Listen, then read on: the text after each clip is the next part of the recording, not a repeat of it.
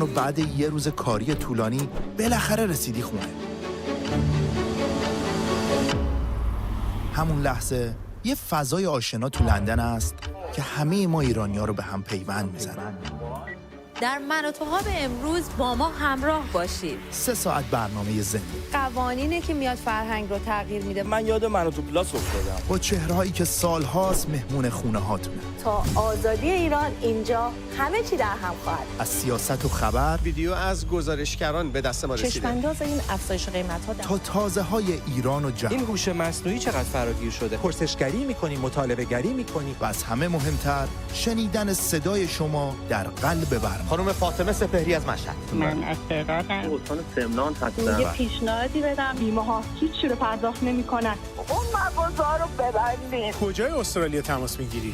فرق نمی‌کنه کجای این دنیا باشین. به نام دفاع از حقوق مردم ایران با من و توها ایران همیشه با شماست.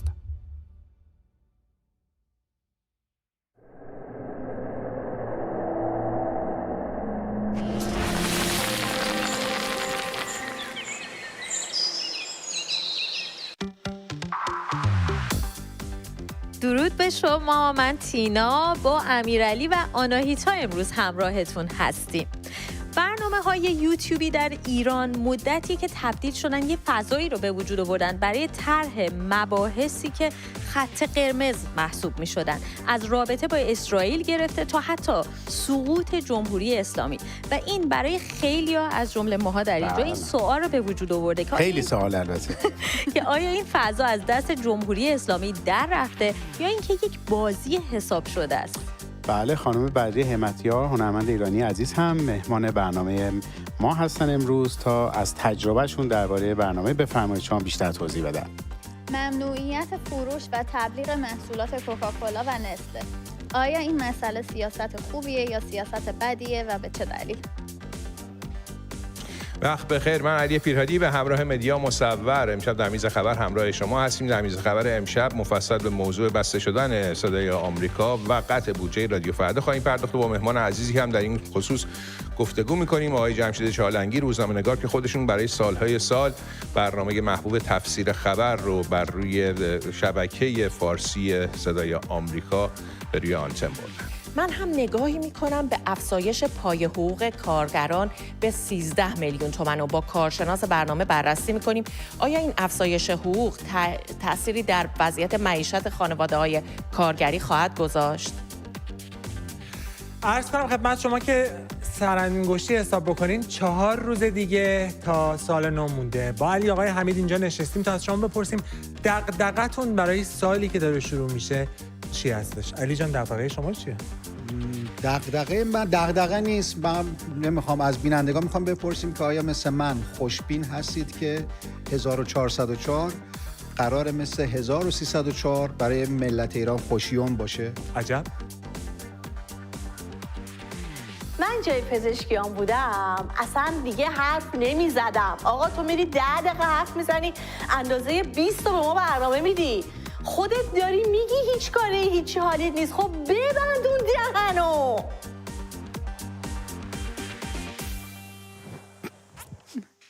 امیرعلی از این برا بله. امروز اومدی. واقعا باحال میشینه اینجا آدم. خیلی خوبه جدی. حسش نسبت به جای من دوستم بود یه روزم رو میز اتاق خبر بشینه. اگه میشد برای روز نوروز جاهامون رو همه عوض می‌کردیم خیلی باحال بود. ما با مسئولین صحبت می‌کنیم حتما در این ارتباط. آقا آدم میخواد تجربه داشته باشه، چرا که نه؟ آنایتا میاد میره اونجا میشینه. خب تلفن‌ها رو با مردم صحبت کنه. من میرم اونجا مسائل اقتصادی رو باز میکنم. حتما میتونیم صحبت کنیم راجبش. در همین ابتدا هم من بخوام یه درود ویژه میخوام بگم به همه عزیزانی که روی کانال یوتیوب مثل همیشه دارن ما رو همراهی میکنن. دیدم از همون ابتدا اعضای جدیدی اضافه شدن بله، به خانواده من و تو. تشکر کنیم از تمام افرادی که دارن هم هدیه میدن به تمام هموطنان و هم افرادی که خودشون دارن جداگونه لولشون رو آپگرید میکنن. بله، واقعا الان علیرضا، مهتاب، شاری، روشنک، یاسمینا، مهرنوش، همه دوستانی هستن که تازه به ما پیوستن. خوش آمدید به کانال یوتیوبی من و تو. سیا سرکشی که عزیز مثل همیشه اینجا بله. هستن. همه افراد هستن قراره واقعا. که مهمون ما باشن به بله زودی. بله. و حتما برنامه رو دنبال کنین. موضوعات یه کار دیگه هم خیلی... میتونیم ما داریم فکرشو میکنیم که انجام بدیم. تمام این افرادی که مدت ها هستش که با ما هستن و جزو ممبرهای به قول معروف لول بالا هستن، ما دوست داریم که در آینده بتونیم ازشون کمک بگیریم و بتونیم به قول معروف مادریترشون کنیم، به ما کمک بکنن در خیلی کارهای دیگه‌مون. بله. واقعا این در آینده حالا من بهتون اعلام میکنم. بله، توی برنامه‌ها بتونن مشارکت داشته باشن. من از همینجا خواستم بگم که اگر ما رو همراهی میکنین و میبینین، میتونید حتما، اگرم از اعضای خانواده من و تو نیستید، میتونید حتما جوین کنید و این خانواده رو همراه با هم دیگه بزرگتر و بزرگتر کنید. فکر کنم که این روزا بیشتر از هر زمان دیگه‌ای داره اهمیت داشتن یک صدای مستقل توسط خود ایرانی‌ها آشکارتر و روشن‌تر میشه، بیش از هر زمان دیگه‌ای، با توجه به اخباری که میشنویم که خصوصا بچه‌ها هم قراره که در میز خبر راجبش صحبت کنن. بله درسته. آناهیتا چقدر ساکت بود. آره من دارم همش حرف میزنم. شاید خواهش میکنم جای خالی علی که همدانی رو پر کردی. فکر میکنم آقای همدانی چرا انقدر ساکتی؟ من دیگه اینا کاراییه که من در جریانش نیست. میخواید جامون عوض کنیم؟ شاید عوض صحبت، شاید صندلی هست واسه نوروز. احتمالاً. آره واسه نوروز عوض. واسه نوروز میریم اونجا میشینیم. ما دیروز آناهیتا توی برنامه راجع به نوروز صحبت کردیم. 4 روز دیگه بیشتر نمونده تا نوروز. چند سریع گذشت. بله، و اینکه خب تلاش حکومت جمهوری اسلامی برای تبلیغات گسترده‌ای که امسال نوروز نداریم، حالا به دلایل مختلفی که عنوان میکنن، مسائل اقتصادی، مشکلات اقتصادی، ماه رمضان، احترام به ماه رمضان و شب‌های قدر. اما خب ما میدونیم که نوروز یه جشن باستانیه که ایرانی‌ها دهه‌ها، قرن‌ها جشنش گرفتن، کنارش نذاشتن. برای همینم امروز ما یه تعدادی از ویدیوهایی هم از سراسر ایران، شهرهای مختلف، این که مردم تو این شهرها چجوری نوروز رو برگزار میکنن دریافت کردیم. بریم با هم دیگه یه دوری بزنیم در ایران پیشاپیش نوروز، ببینیم فضا چجوریه.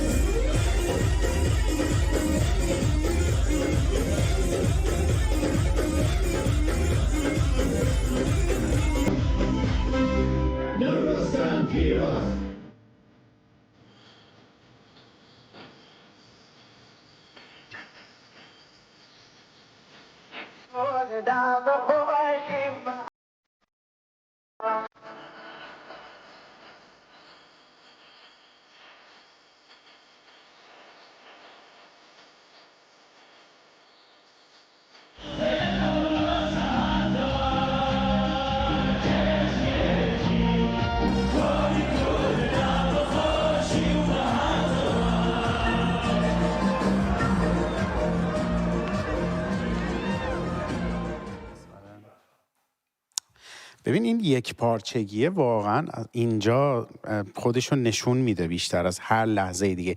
یعنی شما شاید این رو در مراسم مذهبی نبینی، هیچ وقت میبینی ولی در یه حد محدودی شاید ببینی، ولی توی نوروز فکر کنم کل ایران برای یک بار، برای یک روز، حالا برای یک مدت، حالا یک روز که میگیم، انگار همه با هم دیگه یک دلن، یک صدان و این قشنگ. اصلا هر جای ایران هم نگاه میکنی آدم همه احساساتی میشه. الان اگه رو میز نشسته بودم گریه میکردم، الان اشک در میومد. ولی الان اینجا هنوز عادت نکردم بهش. آره و این تنوع رنگی، تنوع فرهنگی، اینا چیزیه که نشون میده که در نهایت با وجود اون تنوع ها مردم کنار همه و توی لحظه خاص، توی هفته خاص، اون لحظه تحویل سال همه همدل و هم صدا با هم دارن و هر جا یک همشون یعنی یک نوع متفاوتی از جشن دارن ولی در نهایت یک جشن دارن، یعنی مدل اجرا کردنشون با هم دیگه هر شهری فرق میکنه ولی همه یه چیزی مشترک دارن، رقص، شادی و این نگاه میکنی میبینی کنار هم بودن ستایش زندگی و نگاه میکنی چقدر مردم ایران میتونن شاد، یعنی هستن واقعا را و چقدر نتونستن شاد باشن. دقیقاً و برای همینم شاید نوروز بیشتر از هر زمان دیگه اتفاقاً تبدیل شده به یه شکلی از مبارزه، یعنی یه خواستی که در دل ملت ایران جاریه و اون خواست زندگی در برابر اون تباهی و مرگی که بهش تحمیل شده برای دهه‌ها و اتفاقا بیشتر من فکر کنم یکی از واقعا نمودای مبارزه مدنی مردم ایران در طول تاریخ هم بوده، همیشه میگم الان هم هست ولی بیشتر و بیشتر شدت گستردگیش هم داره بیشتر و بیشتر و بیشتر میشه و این واقعا امید بخشه. خیلی اصلا من که به شخص خودم یعنی هر جای ایرانو که نگاه میکنم این ویدیو گزارشگری که داره میاد واقعا حس خوبی میده، یعنی با اون که ما خودمون هم اینجا هستیم در خارج از کشور به هر حال از خانواده دوری مشکلات زندگی خودتو داری ولی وقتی این ویدیوها رو میبینی اون حسه انگار یک بار دیگه تو آروم آروم داره مثل این لول انگار باتریه هی داره رو میاد بالا سبز میشه از قرمز هی میرسه اون سبزه. اون خیلی عجیبه، خیلی عجیبه. در هر ایرانی در هر جای جهان با همدیگه یه حس مشترک رو تجربه میکنند. اما بریم همراه بشیم با علی پیرهادی و مدیا مصور و اخبار امروز.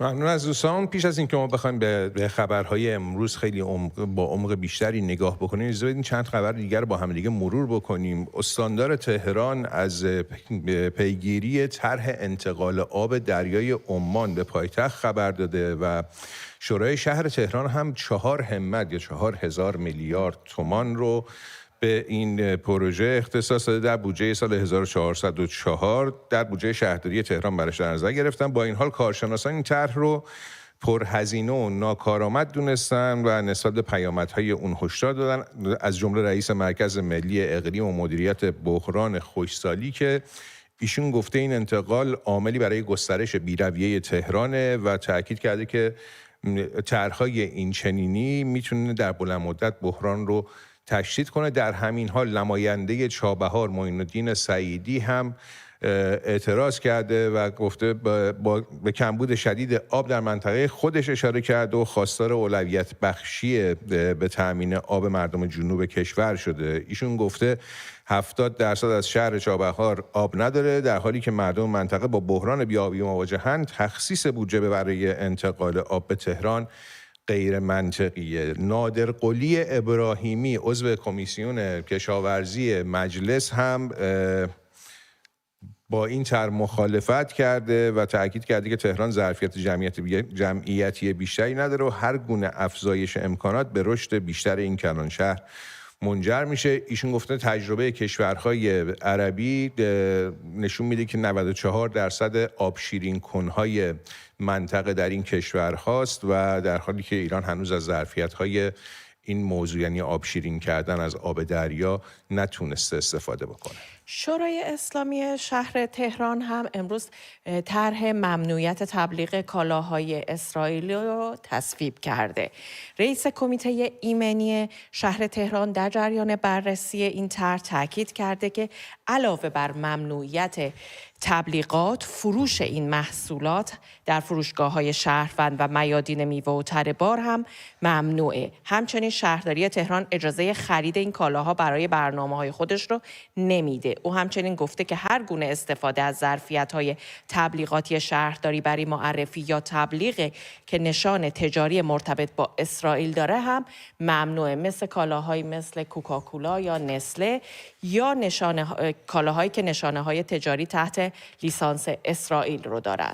بله، اما رسانه‌های داخلی گزارش دادن که در حمله مسلحانه‌ای که دیشب در نزدیکی یک روستا در شهرستان تفتان اتفاق افتاده. یک عضو سپاه پاسداران کشته شده و یک نفر دیگر رو هم زخمی کردن. مهاجمان با تیراندازی به سمت خودروی نیسان شخصی حامل 2 عضو سپاه پاسداران در جاده خاش زاهدان، همونطور که می‌بینیم این فردی هست که کشته شده، موسی بامری رو کشتن و هوشنگ بامری رو هم زخمی کردن. پلیس استان این حمله رو به گروه جیش العدل نسبت داده و اون رو اقدامی تروریستی خونده. این گروه در گذشته هم مسئولیت برخی از حملات مسلحانه و مشابه رو در استان سیستان و بلوچستان پذیرفته.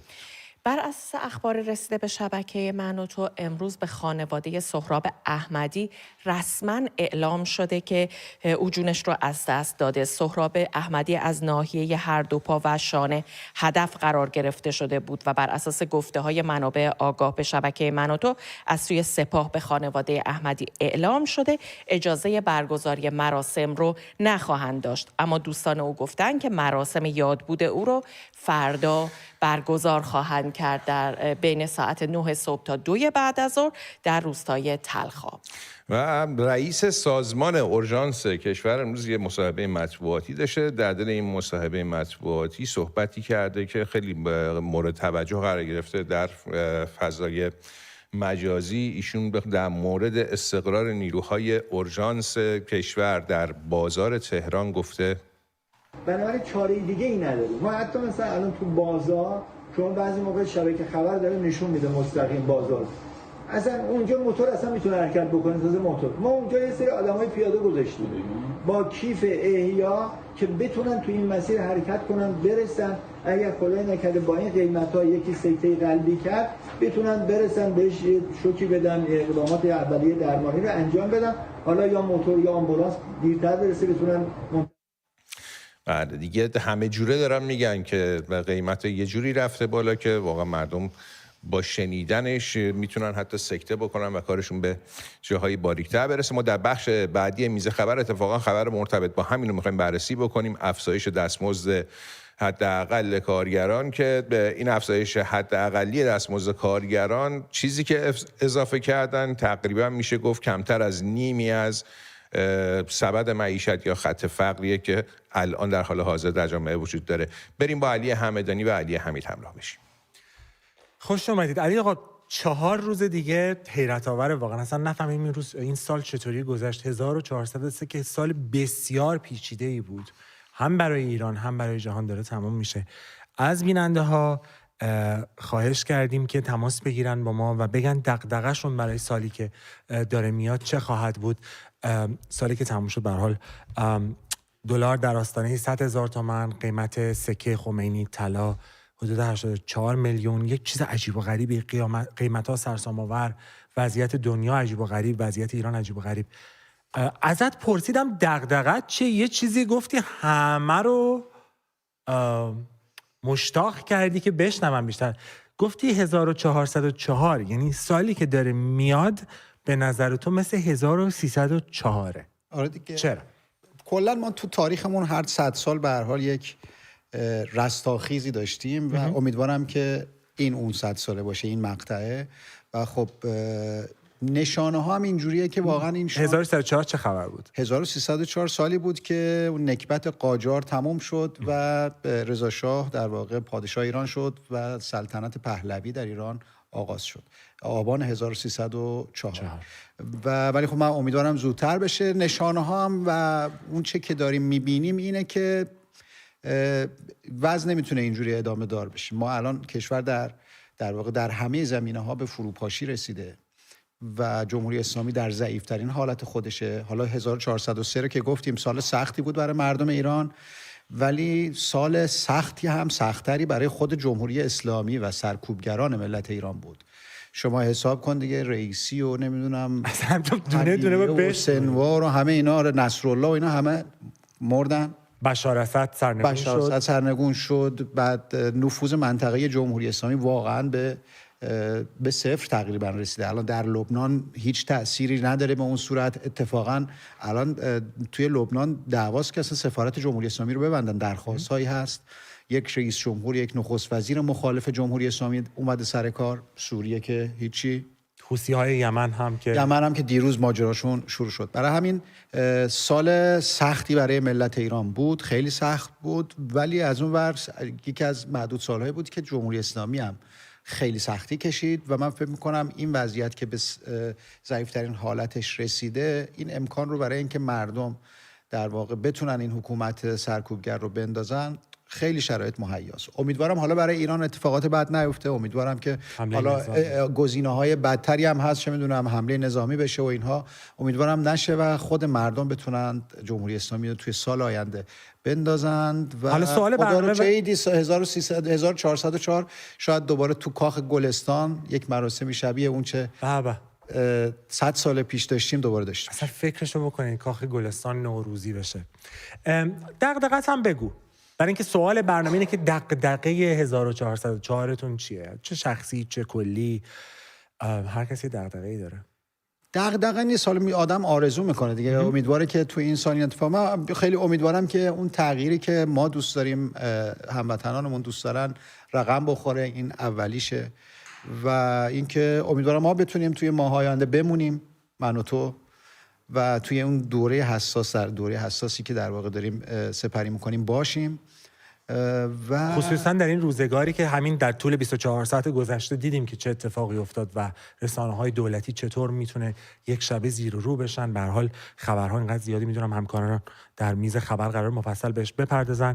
علی آقا، عرض کنم که برمیگردیم، مردمم که شیفته تو زنگ میزنن ازت تعریف میکنن، هم زنگ بزنید خلاصه به این برنامه و بگید که دغدغه‌تون برای سال 1404 چه خبر بود. اما از صبح تا حالا این خانم سالومه خانم هی راه میره گوشه اینجا، هی با خودش میگه پزشکیان. من نفهمیدم چرا. بذاریم ببینیم چرا. درود، به به، حال شما چطوره؟ خوبید؟ آقا ما از قدیم هی شنیدیم که فرار مغزها و خروج نخبگان و این چیزا، اما هیچ وقت هیچ کس نیومد واضح بگه دلیل این اتفاق چیه؟ چی باعث میشه نخبه مملکت مهاجرت کنه بره؟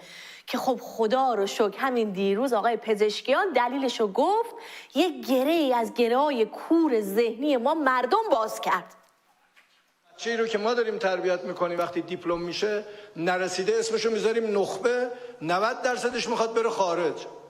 چه آموزشی ما داریم که 90% دلش در کشورهای خارج، آرزو و آمالش او طرف خاکه؟ ما بعد آموزش داریم میدیم، وگرنه اگر طوری آموزش بدیم که به کشورش، به فرهنگش، به منطقهش، به جامعهش دلبستگی داشته باشه که این اتفاق نمیفته. احسنت. دلیل مهاجرت نخبگان داشتن نخبه است.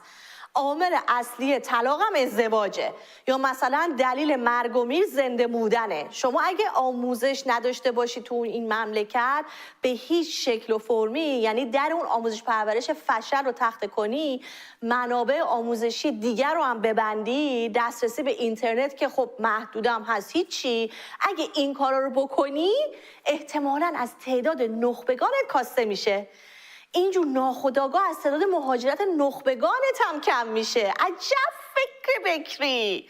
حالا البته آقای پزشکیان، من یه ویدیو هم پیدا کردم از یه بنده خدایی، اسمشو نمیدونم چیه، اینم میخوای حالا شما گوش کن، شاید دلیل مهاجرت ملت این هم باشه. اگر نتونیم اینو مدیریت بکنیم، تهرانو که نمیشه با چه میدونم تانکر آب داد. باید بشینیم از الان مدیریت بکنیم که بتونیم این تهران با این شکلی که داره توسعه میکنه امکان زندگی درش وجود نداره. خودتون گفتید کمتر از 1% به اصطلاح خاک رو دارید، بیش از 20% جمعیت رو دارید. خود چجوری این همخوانی داره؟ نمیتونه همخوانی داشته باشه. حالا وقتی میگه ما حالا تهران رو نباید جابجا نکنید، مدیریت کنید. عدم تناسب بین منابع و مصارف یعنی عذاب خدا. خدا عذاب خواهد فرستاد برای اینکه ما نعمت خدا رو خراب کردیم. اونجوری که باید بهره برداری کنیم بهره برداری نکردیم. والا من که به جا نیوردم کیه. شما که تو دولتید شاید بشناسیدش. این وضع تهرانه که پایتخت مملکته و همه توجه هم بهشه و همه مسئولین هم توش زندگی میکنن. وای به حال اوضاع شهرستانا. احیانا فکر نمی‌کنی نخبه یا هر کس دیگه‌ای به خاطر این چیزا هم ممکنه مهاجرت کنه و بره یه جای معمولی زندگی بکنه؟ حالا باز من که متخصص نیستم، شما بهتر میدونید. میخواید این کلیپ این بنده خدا رو هم ببینید؟ اینم من نمیشناسمش بدبختی.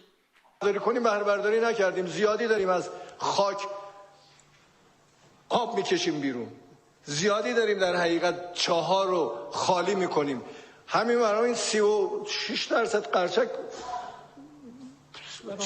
برای فرونشست داره، 36 سانتی متر.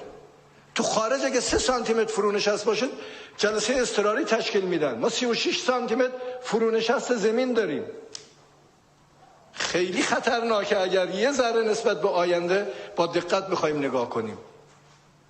چجوری میخوایم تهران رو اداره کنیم با این فرونشستایی که هست؟ و وقتی همونا فرو نشستن دیگه دوباره اونجا پر نمیشه. یعنی ما مخازن زیر پامون رو دیگه از دست دادیم، دیگه نمیتونیم از اون استفاده کنیم. خطر بیخ گوش ماست. همه علما و کارشناس هم تهرانن، همه مدیران و نخبه هم تو تهرانن. بله، تو خارج به خاطر 3 سانت فرونشست جلسه اضطراری تشکیل میدن، اینجا بعد 36 سانت فرونشست دور هم میشینن قصه میگن میخندن. به این میگن اقتدار، به این میگن شجاعت. مسئولی که به خاطر 3 سانت فرونشست بخواد جلسه اضطراری تشکیل بده که پس فردا زیر بار زندگی میخواد چی کار کنه؟ حالا باز اگه آقای پزشکیان اگه به نظرت دلیل مهاجرت اینم نبود، میخوای اینم ببین، شاید اینه. مشکل ماییم، مشکل فعلا کسی دیگه نی. یعنی اگر ما تهران در ضمن همه این تهدیدها بیشترین فرصتها درش خوابیده.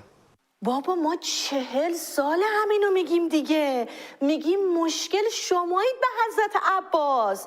با گندای محیط زیستی که زدید آب نیست، هوا نیست. با گندای منطقه‌ای که زدید تحریم شدیم، پول نیست، کالا نیست. با گندای اقتصادی که زدید کار نیست، کاسبی نیست، از قیمت دلار. خدا شاهده مشکل شمایید. شما به جای اینکه رفع مشکل کنید، رفع زحمت بکنید، والا درست میشه همه چی. البته اگه نخبگان نرن و بمونن تو مملکت، میشه این مملکت رو ساخت. فقط واسه یه ساختش پول نداریم. اینه که اگه پولم بیارن وسط که دیگه واقعا خیلی خوب میشه.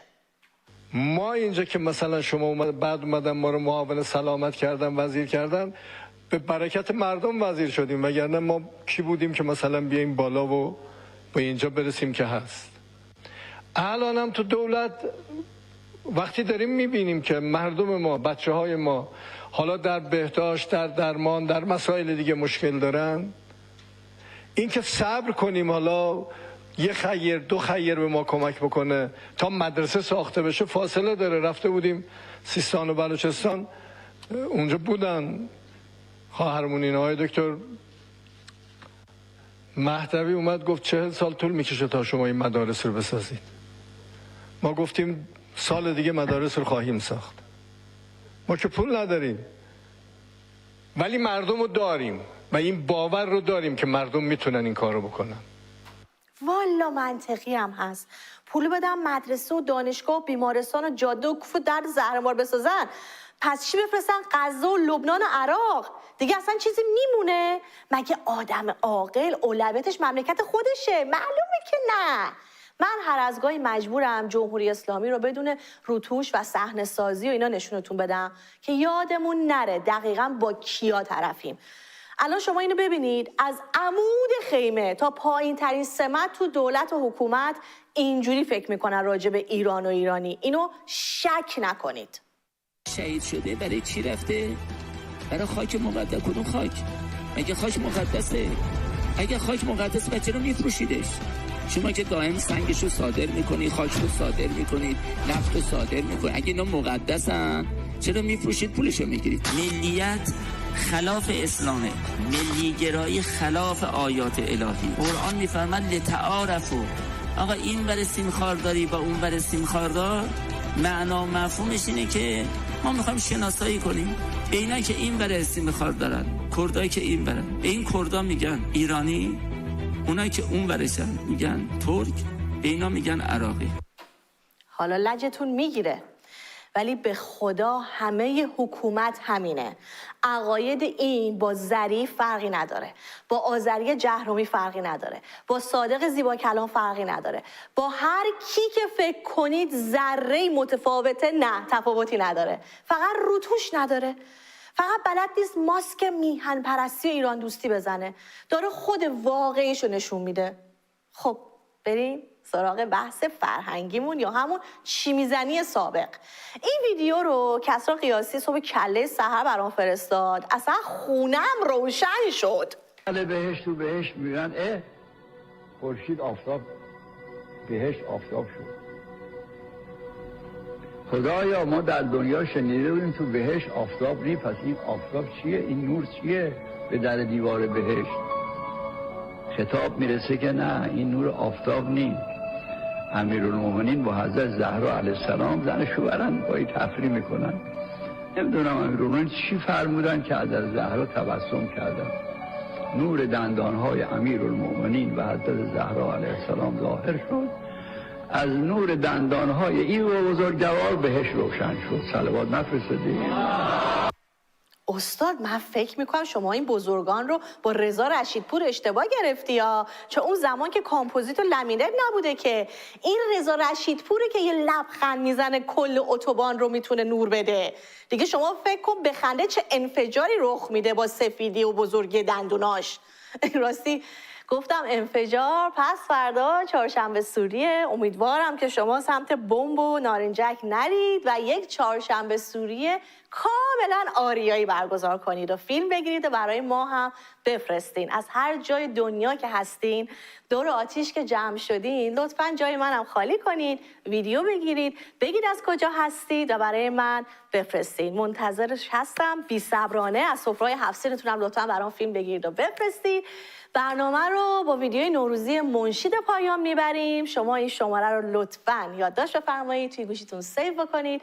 هم از طریق واتساپ، هم از طریق تلگرام میتونید ویدیوهاتون رو به دست من برسونید و این هم آیدی تلگرام برنامه است. لطفاً روی ویدیوهاتون صحبت کنید، زمان و مکان بگید. اگه اولش هم یه سلام سالمه بگید که من خیلی خوشحال میشم. با ادامه من و توها برمیگردیم. شما میدونید من چقدر دوستتون دارم و تا آزادی ایران اینجا همه چی در هم خواهد بود. بازم عید شده اما جیب همه خالیه. آره خالیه، آره خالیه، آره خالیه. ولی تو اخبار میگن اوضاع خیلی عالیه. باشه عالیه، باشه عالیه، باشه عالیه. جای پسته و فندق روی میز نخور چیه؟ این چیه؟ همه بده کارو گرفتار کله آشون. نه نگو بابا، نگفتم که. مهمون میگه موز بیار ولی ما فقط داریم خیار. قیمت ها میره بالا با دلار ولی درآمد به ریال. تو خورشت امشب فقط 2 تا تیکه گوشته. میترسم سر سفره دواشه بدیم کشته. ای بابا یکم نیمه پر لیوانو ببین. باش بریم 1 2 3 4. نوروز شروع یه سال جدیده. با بخنده رخ شاد باش فردا رو کی دیده. قرار نیست ابد اینجوری بمونه. شاید امسال سال ما باشه کی میدونه.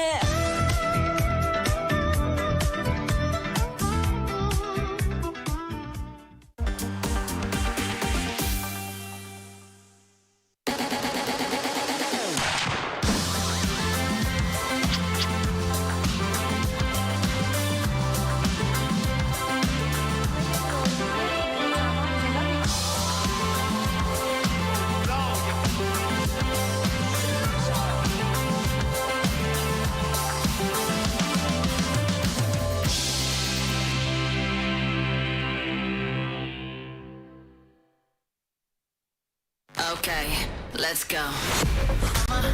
Say it. Gonna take it. I'ma slay it. I'ma state it. Gonna shake it. I'ma play it. And I know where I at. Giving us rules, I don't know about that. I don't know about that. When I know what I want and I know where I at.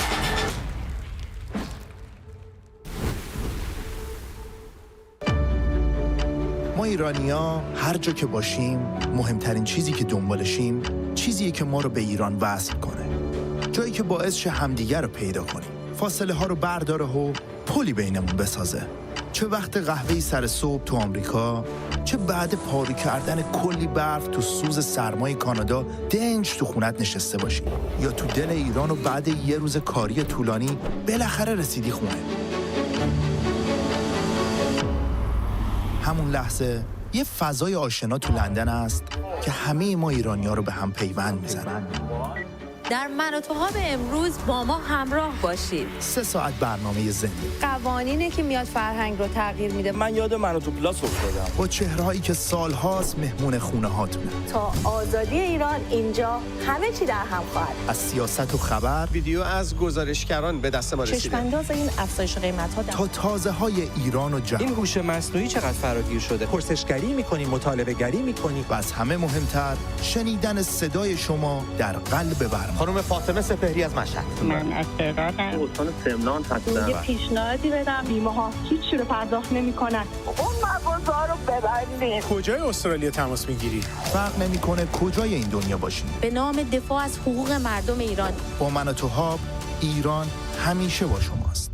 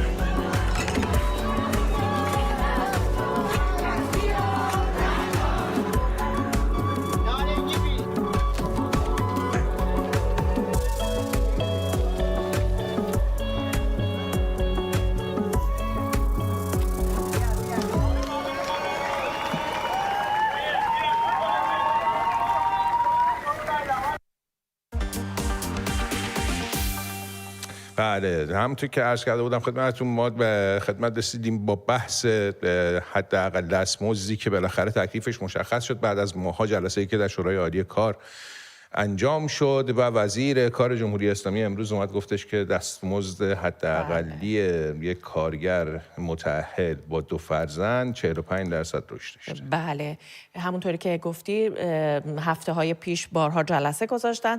روز گذشته هم اعلام کردن که بیشتر از 10 ساعت در واقع جلسه برگزار شده و بعد وزیر کار مقابل دوربین‌ها قرار گرفت و این حداقل‌ها رو اعلام کرد. بریم از زبون خود وزیر کار بشنویم که این حداقل‌ها چقدر هست.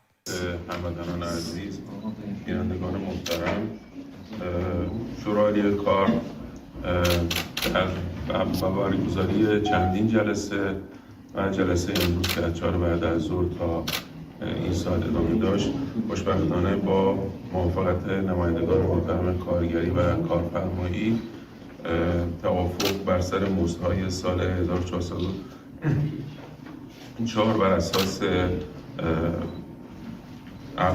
ارقامی که الان خدمتتون عرض میکنم حاصل شد، به این ترتیب که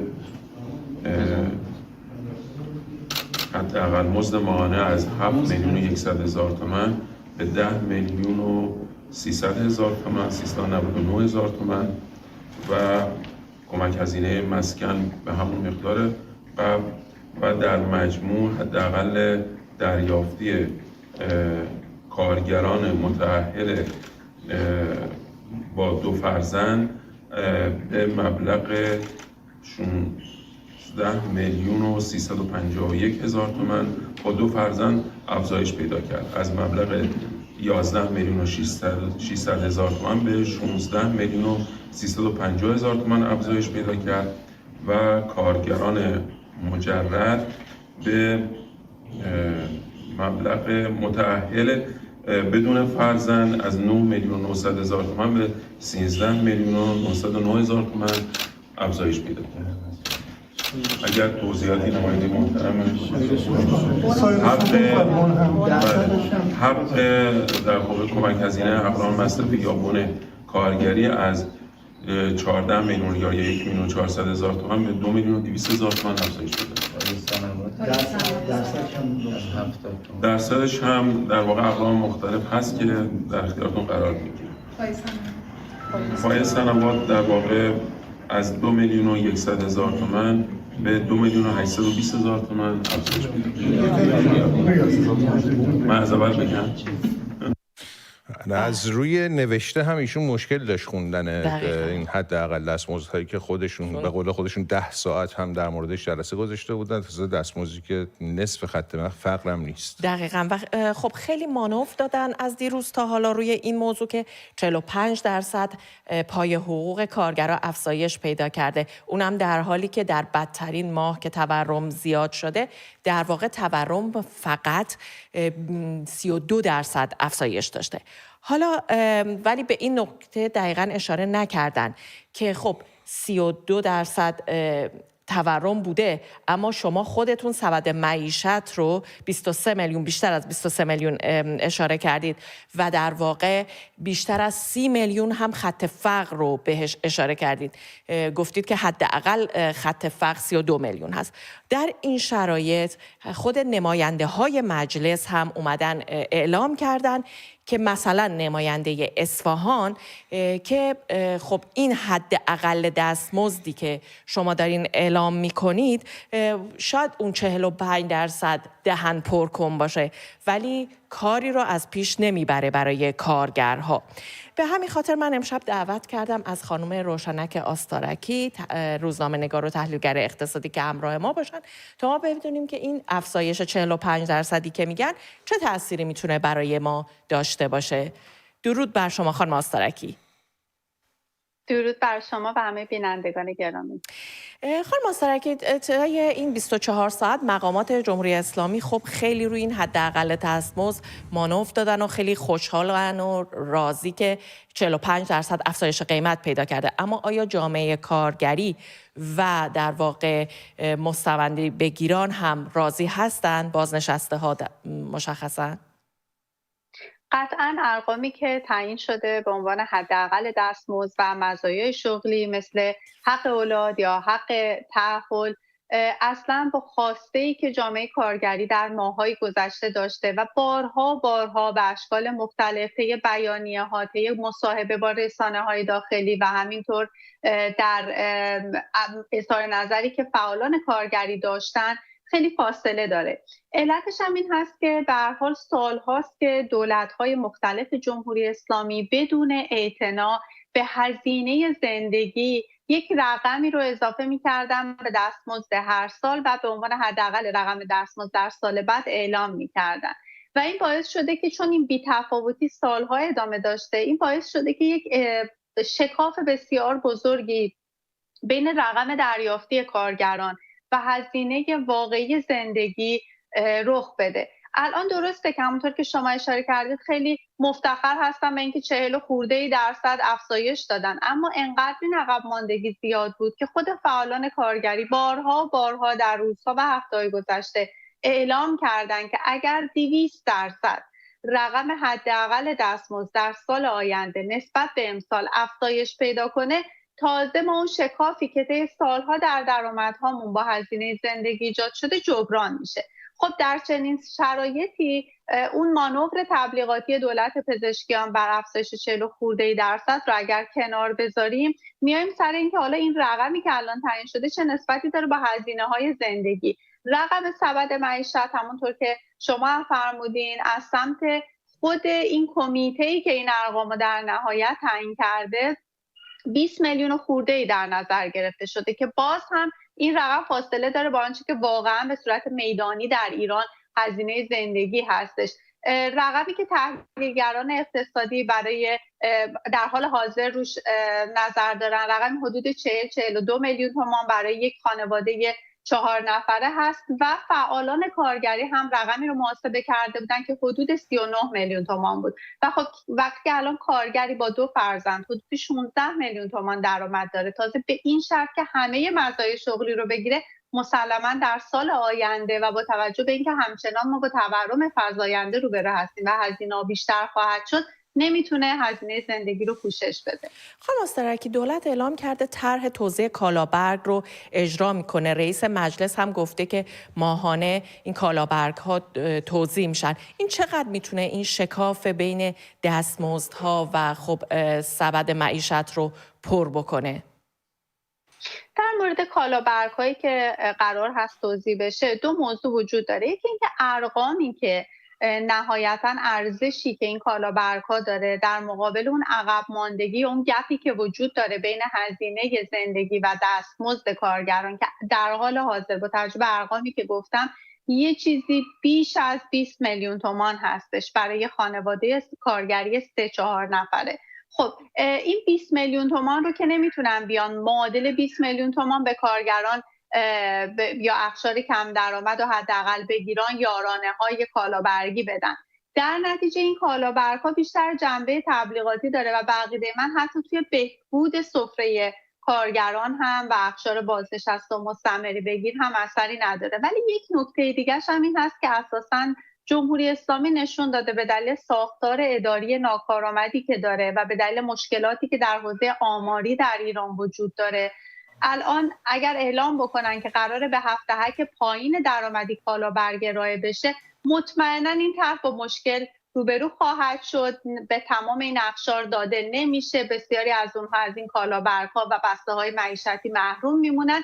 حالا این هم یک مشکل مضاعفی خواهد بود. در نتیجه این کالابرگ‌ها یا هر گونه بسته‌های حمایتی اصلا نمیتونه جبران بکنه اون فاصله رو و صرفا یک نمره مثبتی است که دولت داره تلاش میکنه در کارنامه خودش ثبت بکنه.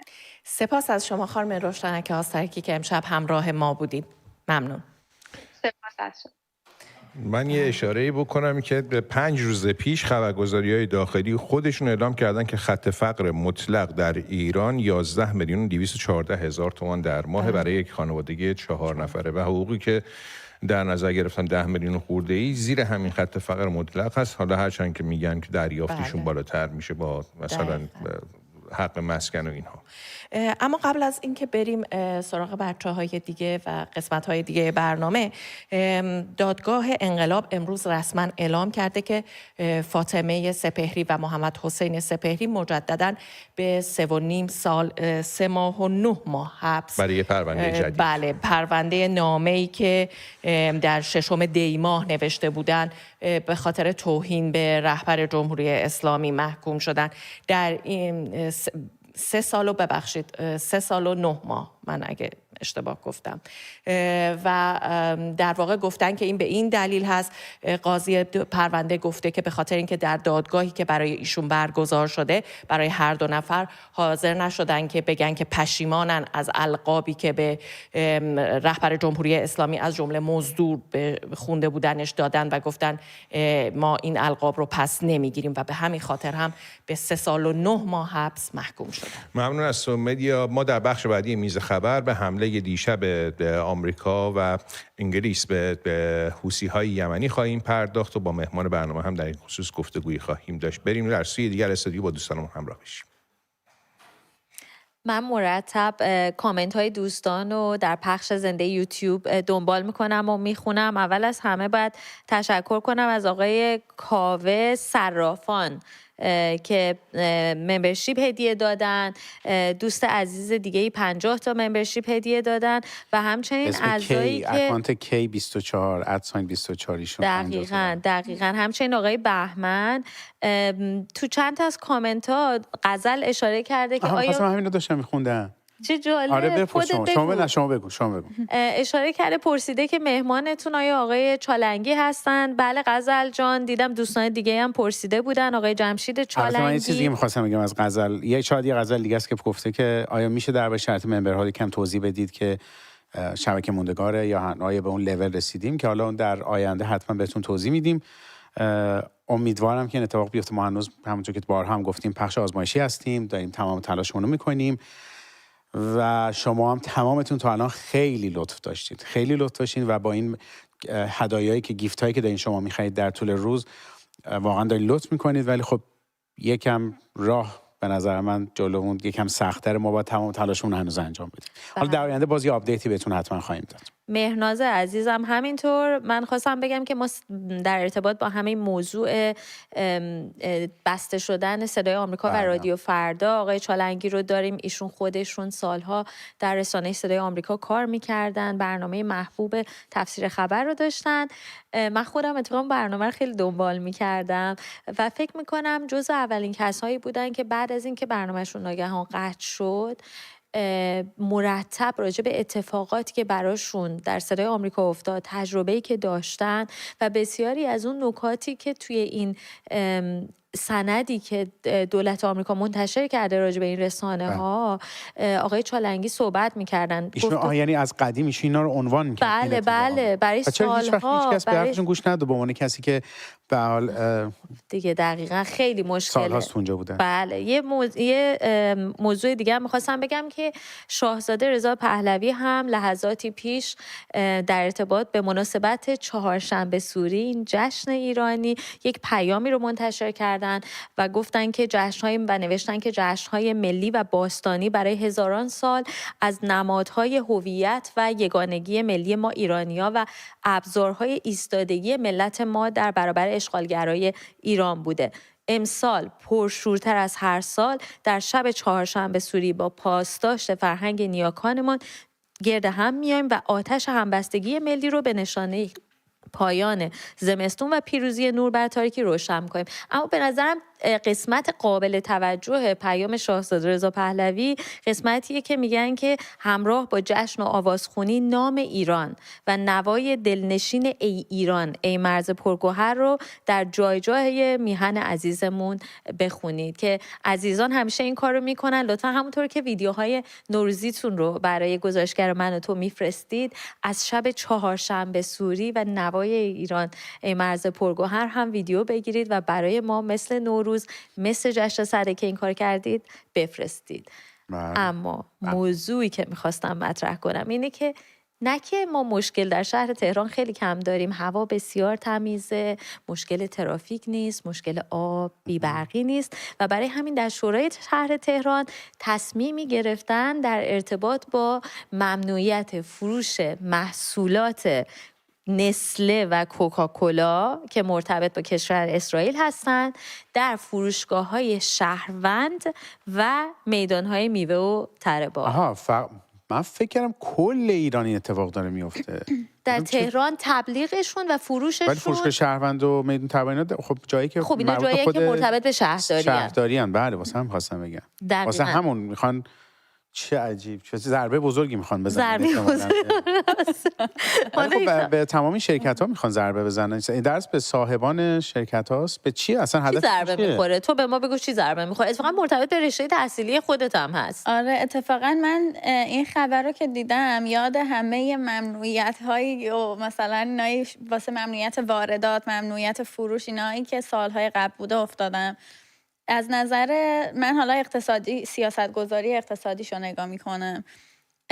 کلا دولت‌ها همه جای دنیا چند نوع ابزار در دست دارن که با اون ابزارها میتونن تقاضا یا عرضه یه سری کالاها رو کنترل بکنن، یعنی تو بازار مداخله بکنن. تقریبا جزو بدترین ابزاری که میتونن استفاده کنن ممنوعیته. یعنی ممنوعیت فروشه. به خاطر چرا؟ یعنی برعکس جواب میده همیشه بهشون. برعکس که زیانی که بر جامعه تحمیل میکنه بیشتر از سودشه. حالا من چند تا نکتهشو نوشتم. مثلا ممنوعیت عرضه، حالا هر کالایی که باشه، چند تا پیامد به خودش به دنبال داره. یکی اینه که اون بازار اون کالا رو از رسمیت خارج میکنه. به دنبال این شکلگیری بازار سیاه اتفاق میفته. بازار سیاه وقتی هست یعنی اینکه واسطه به وجود میاد یا رانت عرضه، رانت فروش به وجود میاد. یعنی دیگه همه اون فروشنده ها دسترسی ندارن یا نمیتونن بفروشن، پس کسایی که دسترسی دارن میتونن بفروشن. این یه رانتی ایجاد میکنه. اقتصاد رانتی برای همینه دیگه، یعنی خودش یه رانتی. از قصد داره این اتفاق میفته که شاید یه پولی بیشتر جابجا شه الان، یعنی حالا نمیدونم یعنی چیز حالا یکی دیگه اینه که میتونه تقلب توی اون کالا اتفاق بیفته. یعنی مثلا لوازم آرایشی یکی از مثالاشه، وقتی ممنوعیت هست واسه وارداتش میان یه محصولی رو با اون اسم تولید میکنن داخلی یه جا زیرزمینی، به اون اسم میفروشن، پس تقلبش میتونه اتفاق بیفته. اتفاقا اینو گفتی وسط حرفت، اینو بگم این اتفاق سال 2003 تو عراق افتاد و بعد توی عراق محصولات این چنینی دوباره ممنوعیت گذاشتن، بعد باعث شد که کالاهای تقلبی بیاد، مسمومیت بین مردم، بیماری، دقیقاً مرتبط با این چیزی که میگی. چندین بار این اتفاق افتاد و خب در ضمن هم افزایش قیمت اون کالا به وجود میاد دیگه وقتی عرضه محدود میشه. حالا به خصوص در مورد این دو مورد، یعنی محصولات کوکاکولا و نسله، خیلی از این محصولایی نیستن که از سبد مصرفی مردم خارج بشن. کسی که کوکاکولا خوره همیشه همونه. نهایت تغییری که بیاد ایجاد کنه تو سبد مصرفیش اینه که به جای کوکاکولا پپسی بخوره. ولی اصلا من یه سوالی دارم، برای خیلی هم این سواله، اصلا کوکاکولا توی ایران با توجه به تحریم ها چطور به فروش میره؟ آره اصلا کوکاکولا نمیفروشه اونا رو. ولی کوکاکولا نه کوکاکولا به نظرم میفروشه. اینا واسطه ها هستن، امکان نداره. به نظرم یک سری برندهای غول دنیا امکان ندارن در همه کشورها دارن بیزنس میکنن. ایران هم شاملش هست بدون شک، ولی حالا از راه‌ها و کانال‌های دیگه داره. حالا میگم من رفتم اتفاقا پیدا کردم، برای اینکه برام خیلی جالب بود این چطوریه این فروش کوکاکولا در ایران از طریق یه شرکت واسطه ایرلندی، یه شرکت تابع انجام میشه. این شرکت حالا ببین به یه نوعی خود دولت آمریکا میدونه اینو بگم، ولی اینو چجوری دور زده؟ شما مواد غذایی رو نمیتونی شامل اون تحریما کنی، تحت عنوان مواد غذایی لیسانس شرکت اومده لایسنس رو گرفته، اساره کوکاکولا رو این شرکت ایرلندی میگیره و میفروشه به اون شرکت هایی که در ایران اینا رو بسته‌بندی میکنن و به فروش میرسونن. من فکر کنم کوکاکولا و پپسی یه جوری فکر میکنم تو مشهد هم بودن، یعنی چیز هست یکی از اون شرکت ها توی مشهد نه اصلا هستن. بله بعضیشون بله دقیقاً نخواستم ولی از نظر اصلا گفتن کوکا مشهدی دیگه. آره ولی در نهایتش بخوایم نگاه کنیم، حالا اینکه ممنوعیت کامل نیست، ممنوعیت تبلیغش یه چیزه، ولی ممنوعیت فروشش اینم فقط فروشگاه‌های شهروند و فقط تو تهران داره این اتفاق میفته. حالا غیر از کوکاکولا یعنی فقط نوشابهش که نیستش، چی میگن آب دسانی، نه یه سری برندهای زیر مجموعه‌شون هستن. بله نسله هم همینطور دیگه. نمونه آره مثلا آب معدنی الان آره دیگه کیت کات رو باید بذاری کنار، تمام شیر خشک و سرلاک کنه و هر چی این حرکتی دقیقاً خیلی. ولی جالبیش اینه گفتیم باعث میشه که بدترم بشه. حالا این داشتم میخوندم که ما یه اثری داریم به نام اثر باربارا استرایسند. چیه؟ جامعه دچار اثر باربارا استرایسند میشه. میدونی ماجراش چیه؟ خیلی جالبه. اینم توی اوایل سال 2000 بوده که یه روزنامه نگاری میره یه سری عکس برداری هوایی میکنه از سواحل کالیفرنیا، از این ویلاها و خونه‌ای که اونجا ساخته شده، برای اینکه اینا چطوری اکوسیستم و محیط زیست اونجا رو به هم زدن. حالا یه عالمه عکس خونه بوده. استرایسند میبینه که عکس خونه خودش هم اونجا بوده، میره شکایت میکنه، میگه این عکس باید حذف بشه برای اینکه به حریم شخصی من تجاوز شده. قبل از اون هیچکی ندیده بوده و متوجه نشده بوده که عکس این ویلا عکس خونه خانم استرایسنده. بعد یک تقاضایی به وجود میاد، همه میرن دنبال این عکس، مطرح میشه ویلای کجاست. برای همین که گفتی بدترم تازه باعث میشه اشتیاقی رو به وجود بیاره در مصرف کننده ها. بهش میگن اثر استرایسند، یعنی هر چی روی که ممنوع کنی یا اصلا جلوش رو بگیری بدتر اون اشتها و اون میل وجود داره. آره این اتفاقی که تو خود کانادا هم افتاد، آمریکا و کانادا گفتن که محصولاتو کانادایی گفتن ما محصولات آمریکایی رو میکشیم پایین و نم تحریم میخوایم بکنیم و اینا. اینم تقریبا میتونه تو اون شامل اونم بشه دیگه. نه مثلا اومدن یه سری شرکت‌های کانادایی اومدن برچسبای خودشونو مثلا اینکه زدن روش اسم امریکانو رو قزل کلا، ولی قزل کلا داشتیم. اونم فکر میکنم با همین حمایت خود کوکاکولا درست شده. فکر میکنم و میاد گندش میاد بیرون که آقا تمام این شرکت مثلا تو ایران بیان مثلا برچسب شرکت‌های دیگر رو بزنن رو هم کوکاکولا، نمیخوان دور بریزنش که. خب آره همین یک جور دیگه ارائهش میدن تو بازار دیگه، برچسب رو میکنن یه جور دیگه ارائهش میکنن تو بازار دیگه با یه برندینگ دیگه میتونن. بدون شک خود کوکاکولا داخل ایران میادش این کار انجام میده. ولی در نهایت واسه این موضوع چیزی که من به نظرم میاد اینه که هیچ پوینت اقتصادی پشت این مسئله نیست. یعنی نه خود اون تصمیم گیرنده هایی که اینو تصویب کردن میدونن که نه اثری روی عرضه تقاضاش میذاره، نه ضرری به اون کمپانی میرسه، نه هیچی. در نهایت این پیام اینه که ما با اسرائیل مشکل داریم، این یک مشتی بر دهانه. اگه اونطوری باشه من فکر کنم کل هر چیزی که در بازار همه جای دنیا است رو باید تحریمش کنن دیگه. یعنی بگن آقا هر چی تو ایران هست الان تحریم بشه. خیلی آشما اگه بخوای اینطوری حسابش کنی، چون هر چی رو بخوای حساب بکنی خب حالا توی شرایط اقتصادی الان هم میدونی که ضربه زدن به همون شرکت‌هاییه که شرکت‌های داخلی، نمایندگی‌های داخلی که دارن این کار رو انجام میدن. یعنی ضربه به خودی هم هستش در واقع. اون شرکت‌ها تحت تاثیر چنین ممنوعیتی، وگرنه کوکاکولا که حالا اصلا بازاری نداره در داخل ایران که بخواد تحت تاثیر همچین چیزی قرار بگیره. بازار رسمی نداره. ولی بازار داره ولی رسمی اصلا آره. اینقدر اینا کوچیکه با این شرایطی که وجود داره اصلا جدی نیستش براشون. در نتیجه اینه که یه سری مافیایی دور هم دیگه نشستن، بعدم باید برای سرمافیا خودشیرینی کنن. زبان سادهش اینه. هر روز تو این مملکت یکی از این مافیاها میشینه یه فکر میکنه ما چجوری میتونیم برای مافیاهای دیگه یه خودشیرینی کنیم یا یه رانت دیگه ای ایجاد کنیم، یه بازار سیاهی ایجاد کنیم، هم بگن یه عده بگن به به دیدی این چیکار کرد، فردا یکی دیگه میره یه ابتکار عمل از خودش به خرج میده. به هر حال کل داستانش همین، همونطور که گفتی فکر نمی‌کنم تأثیری داشته باشه. اما بریم همراه بشیم با دو علی در آن سوی استودیو و تماس‌های بینندگانمون. از بحث شیرین کوکاکولا برسیم به دغدغه‌های شما. همونطور که گفتم قرار هستش که اینجا بشنویم حرفهای شما رو درباره دغدغه‌هاتون برای سالی که داره شروع میشه. یک شنبه است، پنج شنبه عید از راه میرسه. شماره تلفن ما رو یادداشت کنید: 2044 1225 588 490. یه بار دیگه تکرار میکنم: 0044 1225 588 490.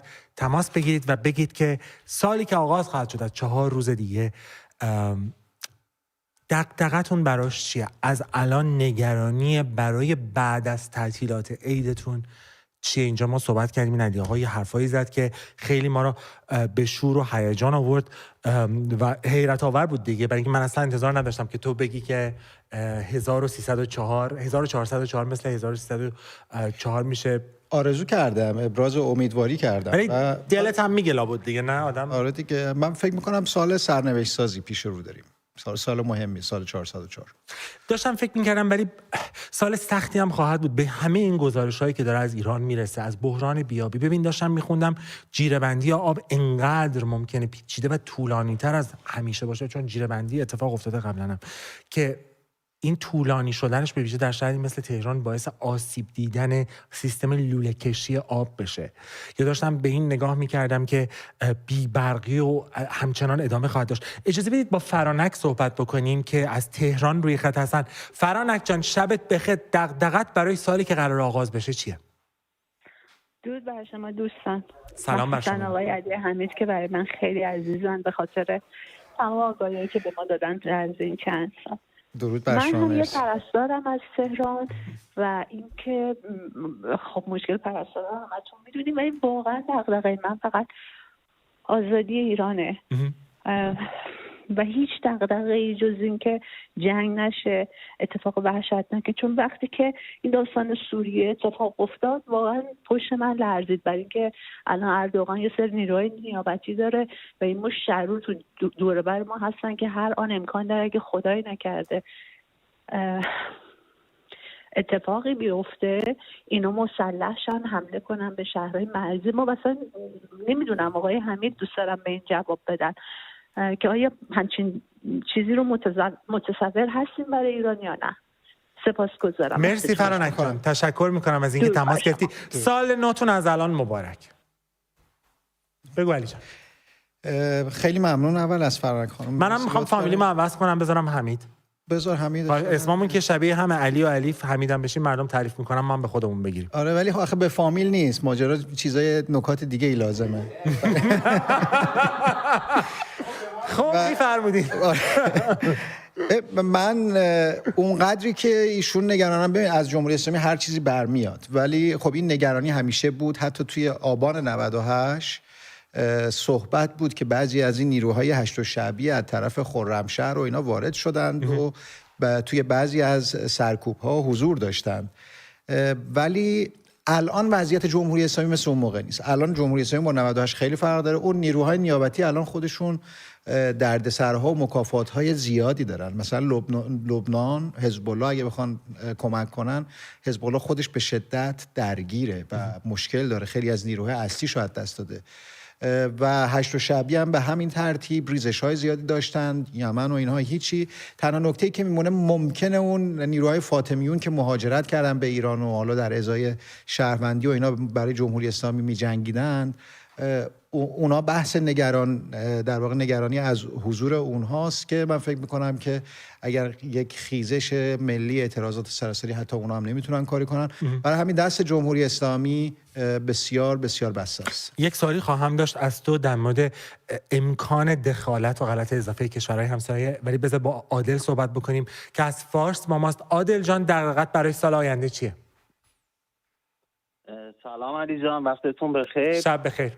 و درود میفرستم به شما و تلویزیون خوبتون. عرضم به حضورتون که به نظر من یه جوون الان تنها دغدغمون اینه که تنها دغدغمون جمهوری اسلامیه. یعنی ما یه دغدغه داریم که این باید بره و پشت رفتن این دغدغه به قولن همه دغدغه‌های به نظر من ملت ایران حل خواهد شد. این دیدگاه منه البته. و من فکر میکنم که بهترین راه حل آقا، اولین کار که باید بکنیم که این دغدغه برطرف بشه، ما مردم ایران یک کاری بکنیم که قبل از حمله نظامی به قولن آمریکا و اسرائیل این بشه که خودمون پاشیم و خودمون یک کاری بکنیم که این دغدغه رو خودمون برطرفش کنیم. من دیدگاه هم اینه. عادل جان چند سالته؟ من 38 دارم. عادل جان یه دغدغه شخصی هم بگو. تو زندگی شخصیت اگه قرار باشه یه دغدغه رو انتخاب کنی چیه؟ والا دغدغه شخصی من الان حقیقتش ساختن زندگی آیندمه، داشتن یه مسکن خوبه و به قولنی زندگی روزمره، آزادی مردمه، این آزادی خودمونه. یعنی کلا این دغدغه من میتونه باشه. بسیار جالب عادل جان. و گفتی خودمون کارو تموم کنیم. خودمون یعنی کی؟ من. یعنی من جوون، یعنی من اقدامی بکنم، به قولنی خودم پاشم، خودم یه کاری بکنم. حالا قرار نیست که به قولنی هیاهویی باشه سر تلفنشون قطع شد. هستین روی خط یا رفتین؟ فکر کنم تلفنشون. صداتون رو میشنوم عادل جان، ادامه بدین.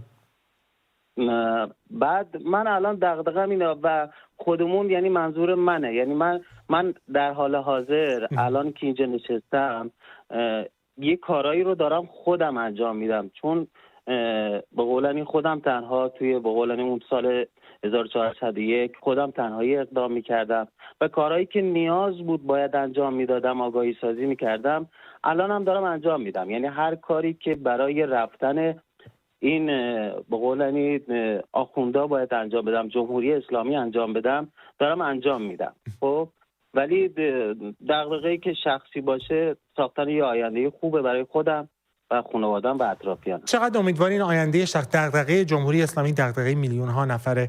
یه لحظه اونو بزنیم کنار. چقدر امیدوارین دغدغه شخصی که گفتی در سالی که میای قابل دست یافتن باشه؟ امیدوارم که قطع نشده باشین که قطع شدن. متاسفم. حیرت آوره دیگه علی. میدونی وقتی که آدما زنگ میزنن از ایران و قبل از اینکه از دغدغه‌های شخصیشون بگن ایران رو میذارن اول. بسیار جالبه، بسیار شگفت انگیزه. من نمیدونم فرانکی که روی خط هست همون فرانکی که داشتیم باهاش صحبت کردیم، خانم پرستار از ایران یا نه؟ فرانک جان صدای منو میشنوین؟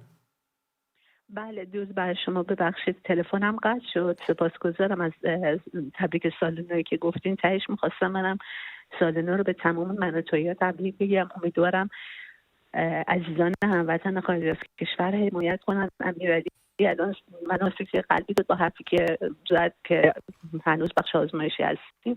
حالا جدا از این حرفا، من سوال اصلیم از آقای حمید این بود، جدا از فاطمیونی که واقعا ببینیم ما همه مردم تو شهرهای مختلف این گزارش‌ها رو دادن، اما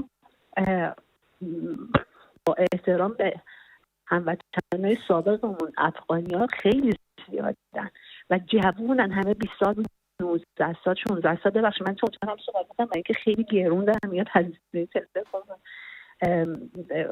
اگه سوالی کردیم این وسط من شما رو نمیشنوم. و اینکه من نگران این هستم که همین اردوغان، همین وحوشی که تربیت کرده و مثل نیابتیه که جمهوری اسلامی درست کرده و راهی سوریه کرد، این بلاست برای ایران پیش نیاد توی خدای نکرده شلوغی ها. آیا همچین چیزی رو تو ذهنشون هست یا نه؟ سال نوتون مبارک. سال مبارک جان، ابدی براتون دارم. مرسی از شما، شبتون بخیر. و علی جان مرسی. امیرم جواب بدیم بعد تو جواب بدی. شب بخیر فرانک جان، خدا حافظ. امیر جان از تهران، دغدغت برای سال تازه چیه؟ امیر جان صداتون میشنویم. تلویزیون چرگی صداش رو ببندی و با تلفن صحبت بکنی خیلی خوب میشه. قطع شد متاسفم. علی جان دقیقاً همون سوالی که میخواستم ازت بپرسم، چقدر این دغدغه تحریکات کشورهایی مثل ترکیه، آذربایجان، دور و بریا، عربستان سعودی، امثال هم که همشون سال‌هاست دندون تیز کردن برای اون خاک وجود داره؟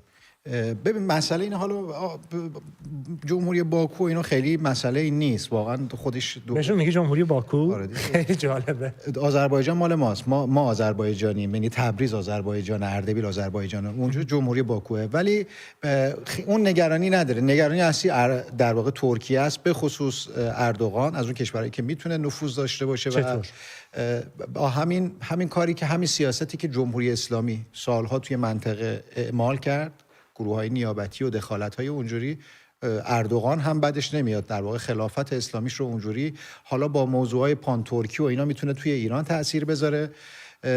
ولی خب شانسی نداره توی آذربایجان، چون به هر حال یک نگاه ملی، میدونی که اصلا میگم ملیگرایی ایرانی ته لهجه آذری داره، یعنی آذربایجانی‌ها همه اصلا بنیانگذاران مکتب در واقع ملیگرایی ایرانی، ایران شهری، آذریان و دیدیم از صفویه و اینها.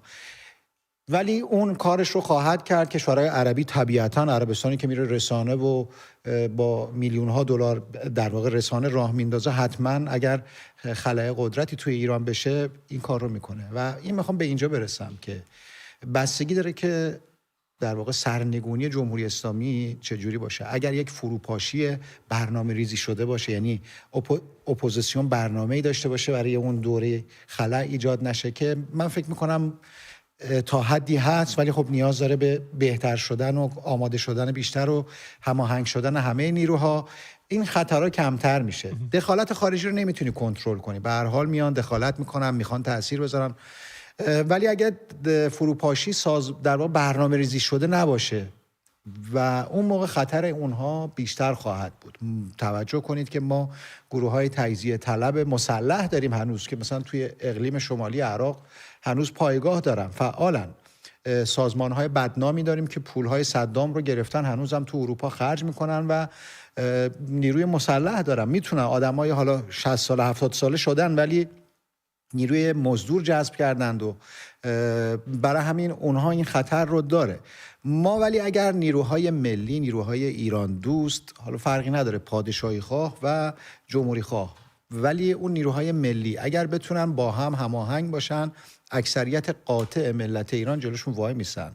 ولی و این شانس رو به اونها نخواهند داد. اما این نگرانی به جای این وجود داره و همه این بستگی داره که چجوری جمهوری اسلامی رو بندازیم. اگه مردم ایران خودشون بندازن در یک اتحاد ملی و در واقع خیزش ملی و سراسری فرق میکنه دیگه. این امکان دخالت نیروها نداره، جایگزین معلومه، آلترناتیو معلومه، خاص مردم معلومه. اگه حساب کنیم روی در واقع درگیری های مثل شیوه مثلا سوریه، الان وضع سوریه است، میتونیم ببینیم، یا نمونه های مشابه سوریه، اون خب تجربه خوبی نیست، خطرات زیادی هم برای ایران و آینده ایران داره. سپاسگزارم علی جان. مطمئن هستم که باز هموطنان سوال خواهند داشت ازت. بریم سراغ مهران که از آلمان با ما تماس گرفته. مهران جان دغدغه‌تو بگو برای سالی که قراره 4 روز دیگه شروع بشه. درود بر شما. من یه چیزی در درجه اول میخواستم بگم. اولین قدم اینه که ما بتونیم از کلمات ملی گرایانه ایرانی استفاده کنیم، از کلمه تبریک دوری کنیم و کلمه شاد باش، خجسته باد، درود، بدرود، این کلمات رو استفاده کنیم. و اینکه ما دغدغه‌های خیلی زیادی داریم، دغدغه مسکن، خوراک، پوشاک و هر چیزی که فکر کنی. الان درسته که حالا من خارج از کشور دارم زندگی میکنم، ولی خب بالاخره خانواده و دوستانی دارم که در ایران زندگی میکنم و دغدغه‌های وحشتناک بالایی دارن. صدای من میشنوید؟ بله. بله، دغدغه‌های بسیار بالایی دارن، وحشتناکی دارن که آدم واقعا نمیدونه که این مشکلات چجوری قرار حل بشه. و تنها عاملی که باعث به وجود آمدن این مشکلات بوده جمهوری اسلامیه که الان همونجوری که آقای علی حمید عزیز گفتن، این جمهوری اسلامی خودش یه بخشی داره که خارج از کشوره که در واقع همون گروه مزاحمین خلق هستن که اونا بخشی از در واقع بدنه جمهوری اسلامی هستن که به ماندگاری جمهوری اسلامی کمک میکنن. بخش دیگه از این جمهوری اسلامی در واقع همون تجزیه طلب‌ها هستن که توسط الان یه شخصی مثل آقای پزشکیان که خودش یک تجزیه طلب وقیح هست دارن به شدت پروموت میشن و در واقع دارن قدرت میگیرن. و اینکه دغدغه‌های خیلی زیادی داریم و اینکه مردم کاملا انقلابی هستن و همه چیز کاملا روشنه، فقط اون جرقه و اون استارت لازمه که همه مردم بریزن بیرون و دیگه کار این جمهوری اسلامی رو یه سره کنن، تموم کنن. چون این جمهوری اسلامی انتخابی برای مردم ایران نبوده. الان مردم پیشرفت کردن، اطلاعاتشون رفته بالا، اینترنت هست، مردم مطالعه میکنن. دیگه ما اون نسلی نیستیم که بشینیم ریش خمینی و دنبالش لای قرآن بگردیم، یا مثلا ما اون نسلی نیستیم که بریم توی حیاط توی بالکن دنبال خمینی توی ماه بگردیم. ما نسل آگاهی هستیم و این خوزعبلاتی که 57 به خاطرش ریختن بیرون و عکس شاه ایران که ایران رو 50 سال پیش 70 سال پیش داشتن ایشون راجع به صفای خورشیدی صحبت میکردن. خمینی میگفتم این آقا میخواد از خورشید چیز بگیره، این حرفا برای اخفال مردم است. و این خوزعبلاتی دیگه ما اون نسل نیستیم، ما آیندگان هستیم. شورشیان 57 که هنوز ابراز پشیمونی نکردید و نشستید میگید که انقلاب خوب بود. انقلاب درست، انقلاب شما خیلی بیجا میکنید که میگید خوب بود، شما خیلی بیخود میکنید که خوب بود. زندگی ماها رو نابود کردید، همه جوونا معتاد شدن، ماها آواره شدیم. این کاری که کردید این شرمه. الان هم بمونید کنار مردم، در کنار مردم بیسید، در کنار جوونا بیسید. بازنشستگانی که میرید تجمع میکنید تا جوونا میان بهتون میپیوندن میگین نه ما سیاسی نیستیم، کنار مردم بمونید، در کنار مردم باشید تا این انقلاب تموم بشه، بره شهر همون آخوندایی که ورداشتید آورده توی کشور ایران کنده بشه و برم به زباله‌دان تاریخ بپیوندن. سپاسگزارم مهران جان. ماشاءالله یک نفس، ماشاءالله گفتم دوام نکنید، اصطلاح یعنی تو دهنم افتاده. یه نفس رفتین. برای پیامتون رو شنیدیم، سپاسگزارم از شما. عادل رو دوباره بگیریم. عادل برگشت، تلفنش قطع شد. عادل جان خیلی کار خوبی کردی، دوباره زنگ زدی. قربون شما علی جان. ببخشید من این قبض موبایلم تموم چیز باید پرداختش کردم. بعد من می‌خواستم یه مثال بزنم برای دغدغه‌های مردم. امیدوارم قطع شد دوباره. چه حیف من. قبض احتمالاً خوب پرداخت نکرده. اینقدرم میفهمم چقدر گرونه. یک بار دیگه شماره تلفن رو من بخونم: 0044 1225 588 490. شماره تلفنی هست که میتونید تماس بگیرید. این شماره تلفن تازه برقرار شده که دست مزاحمین خلق داخل کشور که میشنن برنامه تلویزیون نگاه میکنن تلفن‌ها رو، فکر کن یکی شغلش اینه علی، شبا میشینه اینجا ببینه شماره تلفن چیه، اینو مثلا از بین ببرتش. علی، من یه سوالی که ازت داشتم در مورد همین صحبت از اردوغان کردیم که در ترکیه هستش. البته امیدوار هستن بسیاری که این دوره آخرش باشه که در مسند قدرت هستش. اگر قرار باشه که دخالتی بکنه در درون مرزهای ایران یا نگاهی داشته باشه به تمامیت مرزی ایران، آیا قصدش جدا کردن بخشی از ایران؟ آیا قصدش بی‌ثبات کردن ایرانه؟ آیا قصدش در واقع فرستادن اون خلافت اسلامی مدل عثمانیه؟ قصدش چیه؟ چون اگه بدونیم شاید بتونیم تفکرمون رو ببین، احتمالاً تلاششون بیشتر مال نفوذه، یعنی چون خودش هم میدونه که، یعنی حداقل کشور ترکیه میدونه که دامن زدن به مباحث تجزیه طلبی در واقع اول دامن خودش رو میگیره. این ترکیه است که 25-26 میلیون کردی که تو ترکیه هستن از حقوق اولیه‌شون محرومند و حتی به رسمیت نمیشناسن. تو ترکیه هستن کرد بهشون نمیگن، بهشون میگن ترک پشت کوهی. خب و از این جهت توی این مباحث اونا خیلی ضعیفن. من فکر میکنم بیشتر سعی میکنن که موضوع درگیری و تنش‌های قومی رو دامن بزنن، بی‌ثباتی در واقع، و بی‌ثباتی در ایران دامن بزنند و شاید حالا بتونه احتمالاً دولتی که حالا بخواد سر کار بیاره. و اینکه حالا ببین موضوع تجزیه طلبی توی ایران اینا، اردوغان که هیچی، بزرگتر از اردوغان هم روس‌ها اومدن تلاش کنن شوروی و نتونستن. یه لقمه بزرگیه برای هم ترکیه، عربستان، هر کشوری در واقع بخواد این کارو بکنه. کشورهای حتی اسرائیلی‌ها اگر بعضیاشون در واقع این چیز رو داشته باشن، چون بعضی از گروه‌های قومگرا و تجزیه طلب به هر حال با اسرائیلیا ارتباط دارن و برای همین من فکر می‌کنم ایران لقمه گنده‌ای برای تک تک اون کشورها و این قدرت‌ها، ولی میتونن بی‌ثبات کنن. تشکر. دوباره برخواهیم گشت. علی حمید هم اینجا خواهد بود، به خاطر علی حمید زنگ بزنید. بریم سراغ خبر. ممنون از علی حمید عزیز و علی همدانی نازنین. ایالات متحده آمریکا شب گذشته حملات گسترده ای رو علیه حوثی‌های یمن آغاز کرد و به گفته سنتکام جنگنده‌های ناو آمریکایی که در دریای سرخ مستقره به شنبه شب مواضع حوثی‌ها رو هدف حمله خودشون قرار دادن. این حملات پایگاه‌های پرتاب موشک، رادارها و سامانه‌های دفاعی حوثی‌ها رو در صنعا و مناطق اطراف اون مورد هدف قرار داده. رویترز گزارش داده که 31 نفر در جریان این حملات، دست کم 31 نفر کشته شدن و هدف آمریکا از این حملات به گفته مقامات این کشور نابود کردن زیرساخت‌های نظامی و بازگردوندن آزادی ناوبری در مسیرهای بین المللیه. این حملات در واکنش به تهدیدات حوثی‌ها برای از سرگیری حمله به کشتی‌ها انجام شده.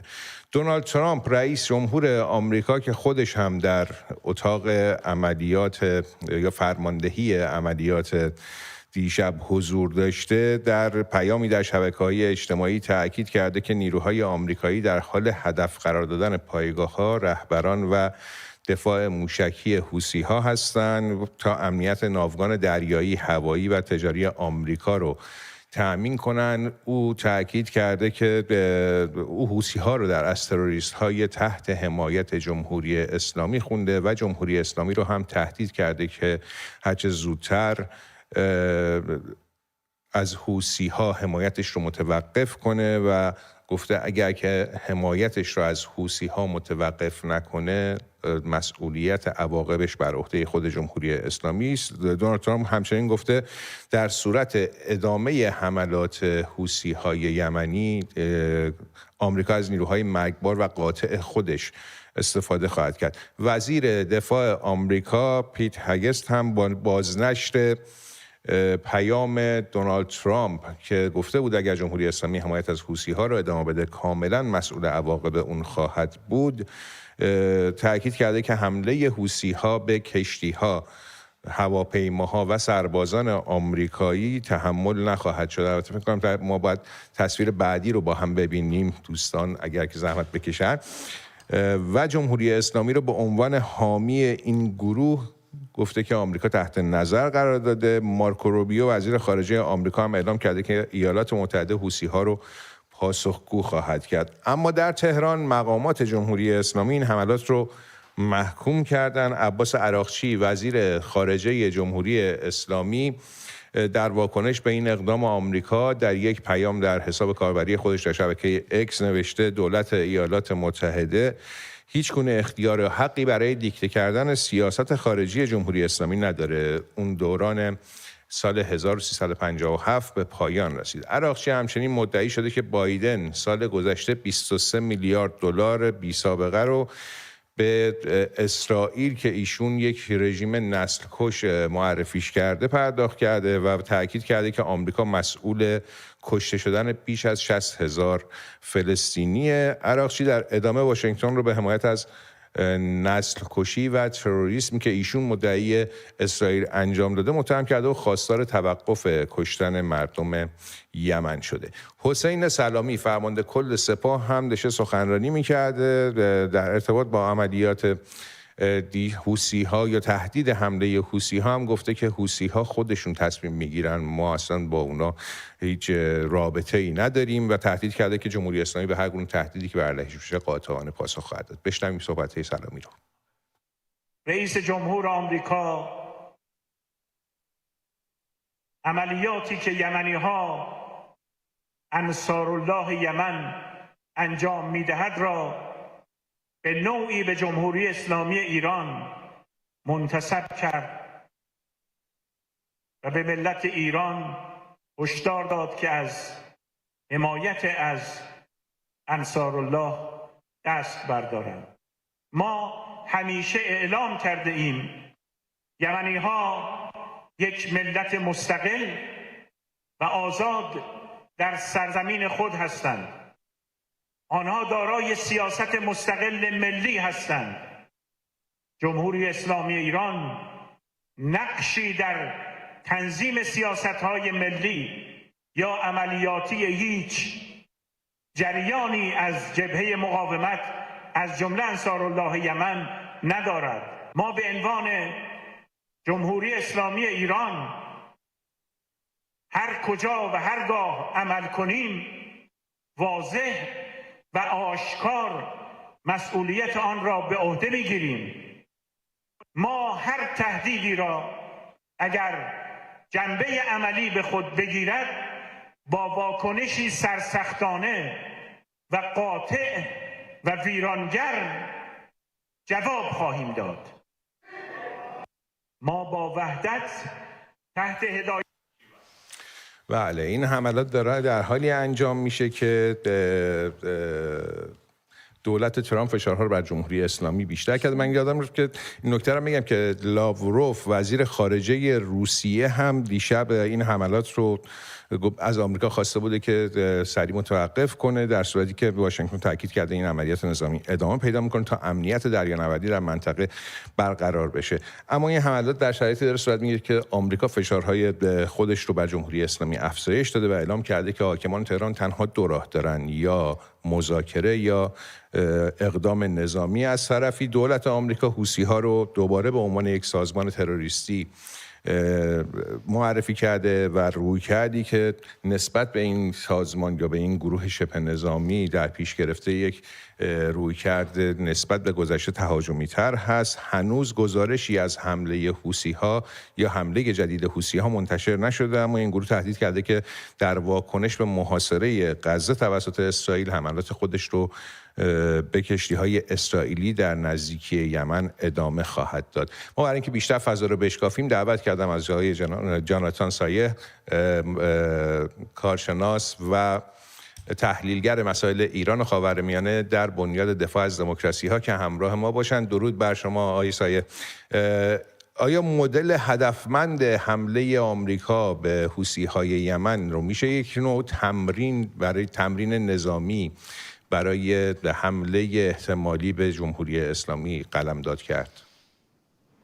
بله میشه. دو تا نکته اساسی در این حملات اخیر وجود داشت که باید اونها رو تحلیل بکنیم. نکته اول اینه که این حمله اخیرانه پیشگیرانه بود و در مثل بقیه حملاتی که امریکا انجام میداد در زمان بایدن واکنشی نبود. این نشانگر اینه که جمهوری اسلامی رو هم بعدش تهدید کردن و گفتن که در واقع حمله به مواضع جمهوری اسلامی هم امکان پذیره به صورت غیر مستقیم. نکته دوم که خیلی حتی اساسی تر هست این که نه تنها مواضع حوثی ها بلکه سرانشون ها انبار موشکیشون رو و پرتابگرانشون هم هدف قرار دادن. این نشانگر اینه که اگر در صورت رویایی مستقیم بین تهران و واشنگتن اهداف نظامی فقط محدود به پایگاه هسته‌ای نخواهند بود و احتمالاً نقاط مختلف مثل پایگاه‌های هوافضای سپاه هم در بر می‌گیرند. البته این دفعه اول هم نیست. تهدید اصلی وقتی بود که اسرائیل تونست به صورت 5000 کیلومتر از تل‌آویو به شاهرود برسه و پایگاه هوافضای اونجا رو هدف قرار بده. حالا حوثی‌ها که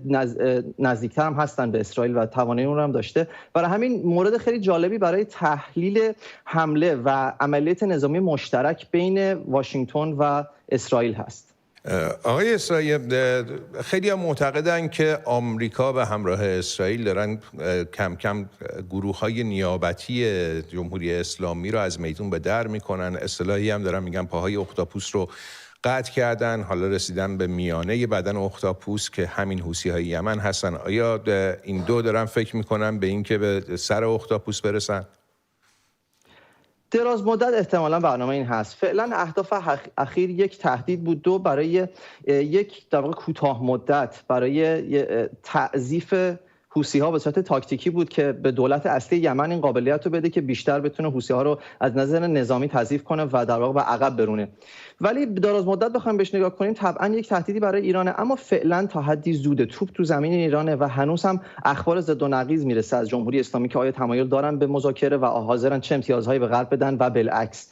برای همین دراز مدت باید ببینیم هدف چیه. احتمالاً تفاوت اصلی بین حمله نظامی علیه حوثی‌ها و جمهوری اسلامی نیاز به یک ائتلاف نظامیه که بهش بتونه بیشتر مشروعیت بین‌المللی ببخشه. در صورت هدف نظامی به ایران همونطور هم که گفتیم فقط حمله ها احتمالاً محدود نخواهد بود به مقرهای هسته‌ای. برای همین که حمله رو بخوان گسترده تر هم بکنن عملیات نظامی یک شبه نیست و احتمالاً یک کارزار نظامی علیه جمهوری اسلامی خواهد بود. آقای عیسایی، ما واکنش مقامات تهران رو هم داریم می‌بینیم. مثلا حسین سلامی اومد امروز اعلام کرد، در اصل دیروز اعلام کرد که ما هیچ ارتباطی با حوثی‌ها نداریم، اونا خودشون برای خودشون تصمیم میگیرن. همونطوری هم که در صحبتاش دیدیم در ویدیو که داشت صحبت میکرد. یا مثلا باقی مقامات جمهوری اسلامی که اونها به نوعی ارتباط مستقیم خودشون رو با گروه‌های نیابتی جمهوری اسلامی رد میکنن. آیا این دست صحبت‌های مقامات جمهوری اسلامی میتونه کمک کنه بهشون که حداقل از این حمله نظامی که احتمالش هست و احتمالش هم به قول شما خیلی بالاست فرار بکنن، راه فراری براشون میذاره؟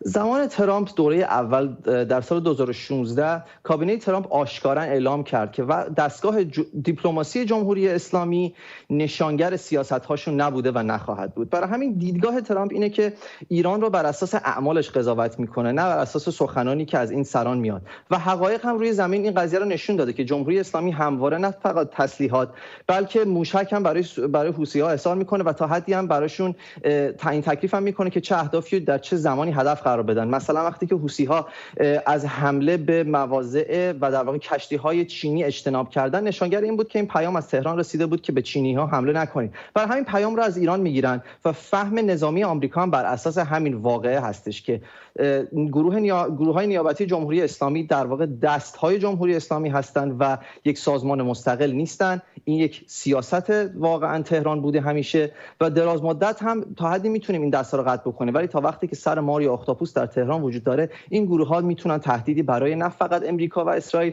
بلکه اقتصاد بین‌المللی باشن. خبر فوری هم رسیده حوثی‌های یمن لحظاتی قبل ادعا کردن که ناو هواپیمابر آمریکایی ترومن رو هدف قرار دادن. آیا این میتونه تشدید بکنه درگیری‌ها رو؟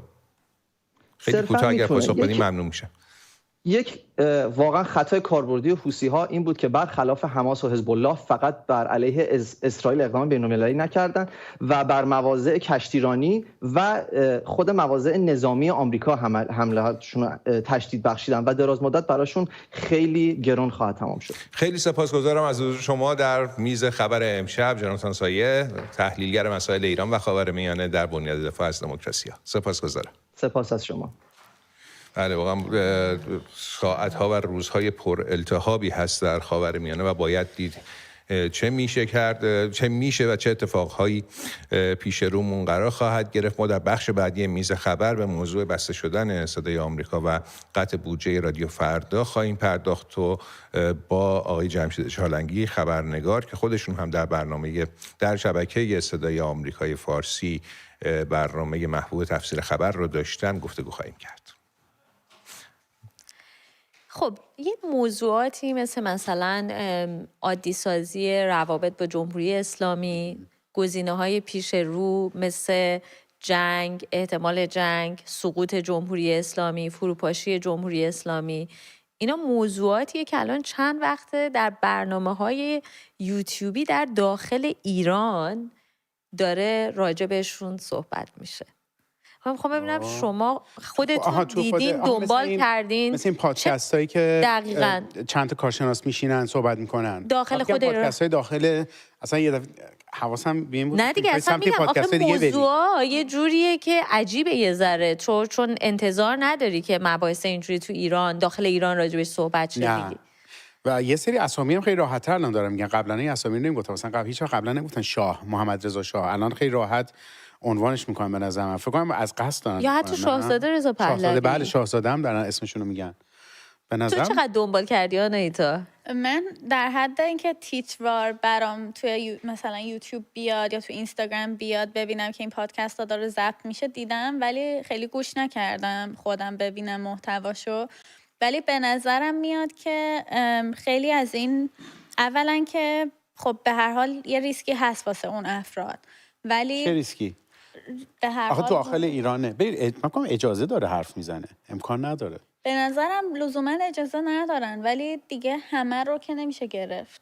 بله یه سری افرادی که خب به حال شناخته شده تر هستن شاید سخت باشه براشون گرفتنش، به خاطر اینکه راحت‌تر شاید آزاد بشن، خاصه بازداشت بشن. ببین دقیقاً آخه سوال همینه. سوشال میدیا هم اینا همه تمرکزش این بودش که بخوان نظارت داشته باشن روش. و یکی از ناراحتی‌هاشون این بود که چرا ما روش سوار نیستیم که بتونیم ازش پول در بیاریم بیشتر با این محدود کردنه. که خب موفق بودن تا حدی، ولی من احساس کنم مثلا این آدم بزرگا که میشینن الان پادکست دارن خیلی هم سعی میکنن شیک برگزارش کنن.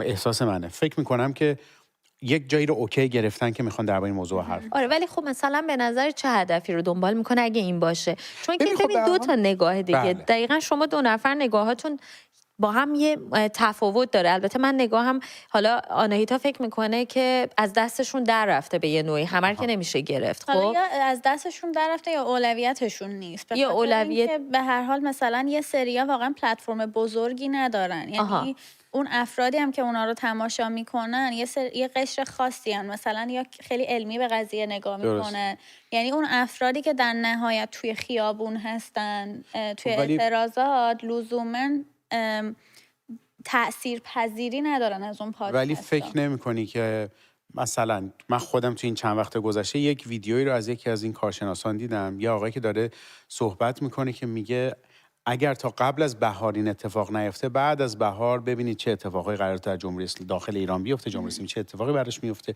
و این ویدیو بارها وایرال شده. این یه تیکه ویدیو کوتاه با سابتایتل، با رنگ‌های مختلف، با موزیک مختلف. و فکر نمی‌کنی ناخواسته منی که حالا فقط روی شاید اینستاگرام هستم یه دفعه که این چه برنامه‌ایه، برم دنبالش بعدن روی یوتیوب پیداش کنم. و شاید این خودش هم یه پارتی از مارکتینگ هنوز باشه این حرفو زدن که آقا بیا منو نگاه کن، منم یه جوری مثل تو دارم حرف میزنم که شاید اگر در فردای ایران یه اتفاقی بیفته منو ببینی که من با تو بودم. درسته قبلش با خودم بودم. اون یه بخش هدف اینم میشه. اتفاقا خیلی جالبه به نظر من این فضایی که به وجود اومده خیلی تازه است، خیلی منحصر به فرده. یه تعدادی از این بچه‌ها خب واقعا من میدونم که با نیت خیر و ایرانگران، ولی مسئله همینه دیگه، اینکه جمهوری اسلامی به هر حال این فضا رو امروز باز گذاشت. یعنی موضوعاتی که حتی بازتر شاید از اون چیزی که خارج از ایران در رسانه‌های فارسی زبان بعضی وقتا مطرح بشه اونجا مطرح میشه. خب یعنی تو یه نفر داری که میاد راجع به عادی سازی روابط با اسرائیل و اینکه چقدر ایرانی‌ها هزینه دادن با عدد و رقم، جمهوری اسلامی چقدر هزینه کرده برای گروه‌های نیابتی صحبت میکنه. یه نفر دیگه میاد مثلا ضد اونو مطرح میکنه. دو تا نگاه وجود داره، یا اینکه خود جمهوری اسلامی به قول تو میگه پلتفرم یوتیوب به هر حال محدوده و یه مخاطب خاص دنبالش میکنه، من اینو باز بذارم، یا یه جور اصلا من نهایتش اینه، من میگم که نتیجه گیری بحثام خیلی مهمه دیگه. خب یعنی اینکه من ممکنه تو اون چیزی رو که میخوای بشنوی برات غیر منتظره باشه، خب اما بحث در نهایت به کجا میخواد برسه، چه نتیجه‌ای میخواد بگیره، آیا اون نتیجه‌ای هستش، یعنی چقدر میتونه مهندسی شده باشه. من نمیگم تمام این برنامه یوتیوب، ولی یه تعدادیشون که به قول تو مشخص‌ترن، گنده‌ترن، به نظر میاد وصل‌ترن حتی، خب اینا میتونه یه ذره ابتکار عمل رو بخواد در دست بگیره که اصلا مخاطب سراغ رسانه دیگه ای نره. نره. میگم واسه هم میگم فکر میکنم با یک استراتژی هستش که میخوان ببین به هر دفتر طرف مشخصه، دفتر مثلا یک از این شرکت‌های بزرگ که هر هفته یا هر ماه هم داره برنامه تولید میکنه 3 ساعت 4 ساعت هم برای برنامه است. یعنی من خودم بعضی مثلا حوصله ندارم اونقدر بشینم نگاه کنم، شاید چند دقیقه اولشو بعضی موقع نگاه کنم. با اون چیزی که خود یوتیوب داره به من پیشنهاد میده، ولی من میگم خب این دفتر که مشخصه، صاحبانش هم که مشخصن، پس بدون شک شما اجازه دارید که دارید این فعالیت رو میکنید. اگر بخوای بریم مثلا سمت یک سری پادکست های دیگه، شاید اونا در مثلا بگی زیرزمینی دارن ضبط میشن، بچهای جوون و اینا، اونا بحثش فرق کنه، ولی من فکر کنم آدم‌هایی که بزرگتر هستن به هر حال اجازه رو گرفتن. من حدسم اینه، یعنی چهره‌های خاصیشون ممکنه واقعا اینطوری. آره میتونه باشه، آره، ولی خب بازم آدم نتیجهش این بحث خیلی جالبیه. برای همین من از سیاوش سم که خودش هم تولید کننده محتواست در یوتیوب، خودش پادکست درست میکنه و اتفاقا مهمیش هم اینه که حدود 1 ساله که از ایران خارج شده، دعوت کردم که بیاد بیشتر راجع به موضوع با اونم صحبت کنیم، زاویه دیدش رو ببینیم. الان حالا دوستان دارن تلاش میکنن که بتونیم باهاش وصل شیم. اما خب همین که همین که امیرعلی گفت، خب ببین این کانال یوتیوب حالا درست زیاد شدن ولی اونقدر هم گسترده نیستن. یعنی شما به راحتی میتونی اینا رو ردیف کنی، بگی کجاست و بری جلوشون رو بگیری. یعنی اینطوری نیست که به نظر من بشه گفتش که از دست در رفته.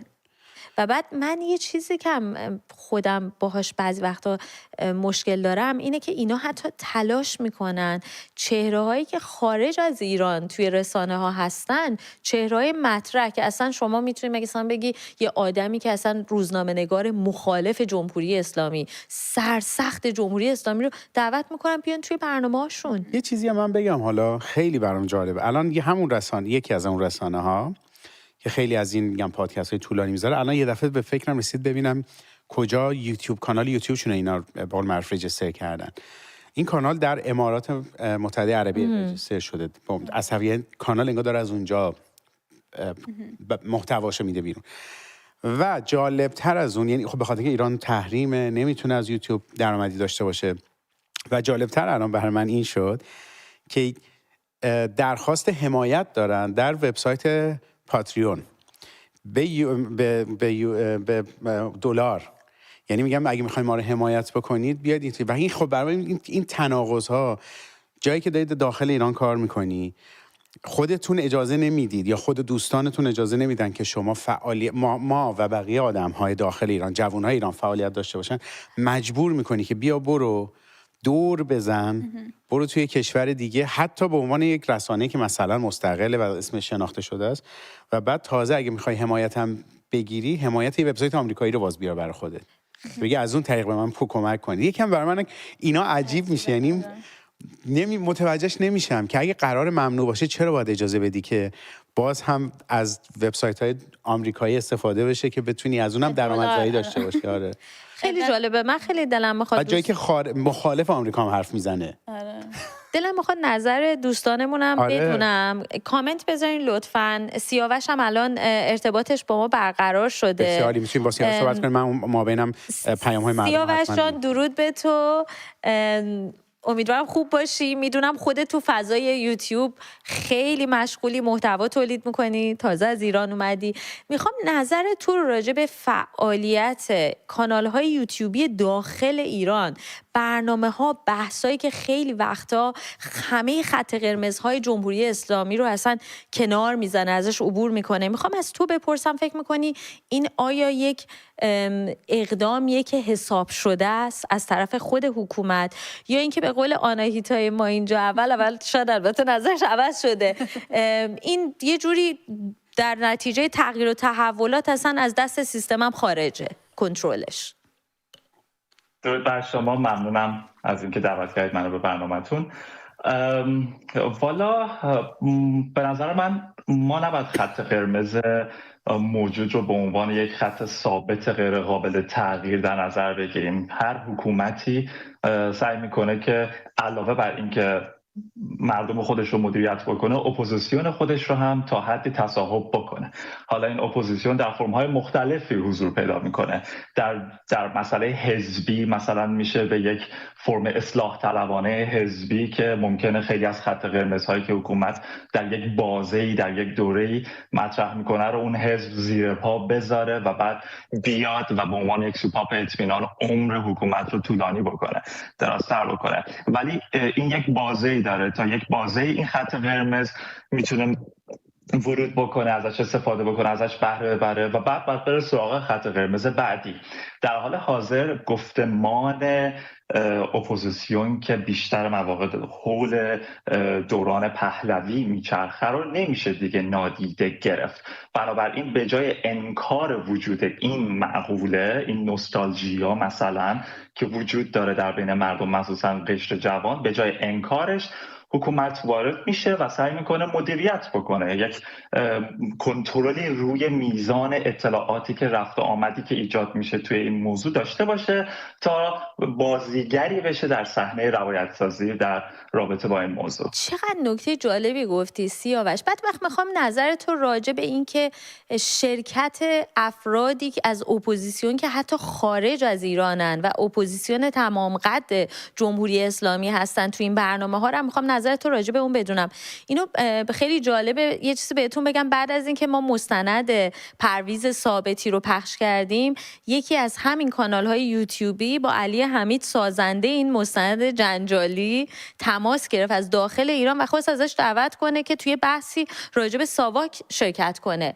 میخوام بگم نظرت راجع به این مشارکت، یعنی من شخصا مخالفم، یعنی شخصا میگم نباید وارد این زمین شد، ولی دیدم چهرهایی که رفتن باشون صحبت کردن. به نظرت این کمک کردن نیستش به همین کنترلی که خودت میگی؟ خب ببینید، ما با رسانه‌ای طرفیم که خیلی مخاطب نداره، یعنی رسانه‌ای که تحت عنوان رسانه ملی ایران در جمهوری اسلامی شناخته میشه، رسانه‌ای که مخاطب داشته باشه. بنابراین تمام تلاشش رو باید بکنه که از رسانه‌ای بهره ببره که تا اینجای کار مخاطب خودش رو کسب کرده و حتی میشه گفت پیشرو شده در زمینه تولید محتوا نسبت به تاریخ ایران که تا الان شاید بشه گفت قشر وسیعی از تاریخدانان و روایتگران در راستای چارچوب مفاهیم 57 عمل می‌کردن. بنابراین باید وارد زمین بازی اون تیم یا گروهی هم بشه که الان توپ دستشه تا بتونه مخاطب خودش رو دوباره بتونه تا حدی جلب بکنه. حالا این توی یوتیوب هست که نسل جوان خودش جلب میکنه، میتونه توی رسانه‌های تلویزیون‌های آزادترشون باشه، توی زمینه پادکست باشه. یعنی رخنه باید بکنه توی جایی که بایکوت شده و حضور نداشته و تا الان سعی میکرده که انکار بکنه. حالا ما یه مفهومی داریم کلا توی مدیریت روان جامعه که بهش میگن pace and lead که فارسیش یه جورایی میشه همگام شدن و بعد هدایت کردن. یعنی که شما همون اول نمیایید بزنی قطع بکنی ارتباط و مخالفت رو بزنی آپرس بکنی، سرکوب بکنی و جلوش رو بگیری، بلکه اول می همگام میشی با اون اپوزیسیونی که اونجا قرار داره، با اون مردمی که ناراضی هستن. بعد که اعتماد رو جلب کردی، حالا هدایت و لید میکنی به اون سمتی که خودت میخوای. اینا همش استراتژی مختلفیه، همه امتحان میشه تا اینکه یک کدومش بالاخره جواب بده و به اون مسیر دلخواه بشه هدایت کرد نسلی که ظاهرا بریده از این رسانه‌ای که پول داره و قدرت داره. یه سوال دیگه هم که میخوام ازت بپرسم سیاوش اینه که خودت خوب اشاره کردی، گفتی اما این خط قرمزام یه مدت زمانی داره دیگه عبور کردن ازش. اتفاقا میخواستم ازت بپرسم فکر میکنی که این رویکرد این کانالا تا کجا میتونه به این شکل ادامه پیدا کنه؟ یعنی کجا اون نقطه است که دیگه میگن که نه دیگه اینو باید متوقفش کنیم؟ خب یه موقع هست که مطالبی تولید میشه که مردم میدونن، یعنی مثلا بسیاری از یوتیوبرهایی که در داخل ایران فعالیت میکنن مطلبی نیستش که تا الان کتابی چاپ نشده باشه، در خود ایران حتی پخش نشده باشه و تبلیغ نشده باشه، حتی روش میخونیم، ما هم خوندیم و دید غلطی نسبت به تاریخ به دست آوردیم. الان مخاطب جدید توی فضایی قرار گرفته که فقط اون یوتیوب رو نداره، پیج اینستاگرام هست، پادکست‌های خارج هستن، خود شبکه شما هست که میتونه نشون بده که نه همه ماجرا چنین چیز نبوده، چه بسا غلط بوده و افراد اگر شاخک‌هاشون تیز بشه دیگه یا اون پادکستر رو یا اون کسی که یوتیوبر هست رو هول میدن به سمت اینکه صادقانه تر برخورد بکنه با محتوا یا کنارش میذارن. در انتها هم بخشی از این یوتیوبرها فعالیت اقتصادی دارن میکنن، یک راهی برای کسب درآمد، اون چیزی که الان ترند شده، موضوع جالبی برای نسل جوان هست رو ازش دارن استفاده میکنن. اگر نسل جوان یک مقدار رادیکال تر بشه ممکنه محتواشون هم رادیکال تر بشه، ولی اون رادیکالیسم از خط قرمز جدید حاکمیت عبور نخواهد کرد، وگرنه آسیبی خواهد رسوند به خود حکومت که غالبا مانعش خواهد شد. یه سوالم من میخوام بپرسم، این که همین خط قرمزا که طی زمان تغییر میکنه چقدر میتونه رابطه داشته باشه با نشون دادن این که ما داریم اصلاح میشیم، که مردم همچین حسی بهشون دست بده که پس یکم فضا داره بازتر میشه، آزادی بیشتر میشه؟ درسته، در واقع راستش بخواین یکی از بخشش ما یک گروهی رو به عنوان سوپاپ اطمینان میشناسیم ولی تو همون مسیر، تو همون ردیف همکاری میکنه. اول از همه این که کنترل شده است، میزان محتوایی که در اختیار مردم قرار میگیره کنترل شده است که بهش میگن سیف کریتیک، نقد امنه. نقد امن این توهم رو ایجاد میکنه که فضا باز شده، رسانه ها میتونن ورود بکنن، پس الان شما یک مقداری میتونی آرومتر بشی، اعتراضات رو کمتر بکنی. این سوپاپ اطمینان همیشه در رسانه است، یعنی در محیط باز عمومی جامعه نیست، توی تلویزیونه، مخاطب عموم نداره، توی یک استودیو محدود شده است. از مهمانانی مثلا دعوت میشه که بهش میگن کوآپت هستن، میشه گفت خیلی مواقع همراستا با ایدئولوژی حاکمیت همکاری میکنن، همگام هستن، ولی ممکنه به یک بیان همون محتوای گذشته، همون مفاهیم گذشته رو دوباره بیان بکنن. همه اینها این حس ممکنه که به عموم مردم انتقال بده که فضا بازتر شده، من لزومی نداره که خشمم رو بیان بکنم، از زبان من داره این خشم بیان میشه و گوش شنوایی باز شده. این رو ما توی انتخابات اخیر هم داشتیم، بسیاری از حرفایی که گروهی از اپوزیسیون میزدن، مثلا سهمیه‌های جنسیتی و یا مسائل مثل اهمیت دادن به اقلیت‌های دیگه، توی همین انتخابات اخیر هم مطرح شد برای اینکه بتونن گروهی از مردمی رو که هنوز دو به شک هستن، هنوز خاکستری هستن، یک مقدار دوباره ورود بکنن، بگن بی هزینه تر، یعنی امکان این باز شدنه بدون هزینه برای شماها فراهمه. حالا تا ببینیم که به قول معروف الان از این دیوار به اون دیوار فرجه چی میگن، ضرب المثل یه همچین حال، از این ستون ببخشید ضرب المثل رو همه نمیدونم چرا فراموش کردم. سیاوش جان مرسی ازت، خیلی نکات بسیار قابل توجهی رو راجع بهش صحبت کردیم، ممنونم ازت، بازم توی بحث آینده با همراه خواهیم بود. خواهش می‌کنم، متشکرم. از این در به اون در فرجه رو نمیدونم واقعا از کجا آوردم، اما بریم زمان همین حرفشون نمیتونم حرف بزنم، یه چیزی بگم؟ نه دیگه، الان تهیه کننده برنامه بالبال داره میزنه، نه داره بالبال میزنه، میگه که ما بریم. به من گفت اوکیه تایم داشته باشی.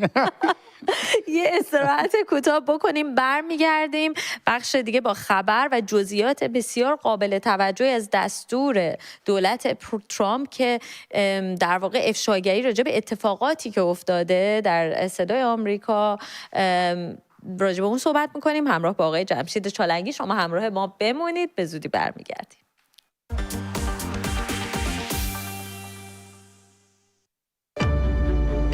ما ایرانی‌ها هر جا که باشیم مهمترین چیزی که دنبالشیم چیزیه که ما رو به ایران وصل کنه، جایی که باعث شه همدیگر رو پیدا کنیم، فاصله ها رو برداره و پلی بینمون بسازه. چه وقت قهوه‌ای سر صبح تو آمریکا، چه بعد پارو کردن کلی برف تو سوز سرمای کانادا دنج تو خونت نشسته باشی، یا تو دل ایران و بعد یه روز کاری طولانی بالاخره رسیدی خونه. همون لحظه یه فضای آشنا تو لندن است که همه ما ایرانی‌ها رو به هم پیوند میزنه.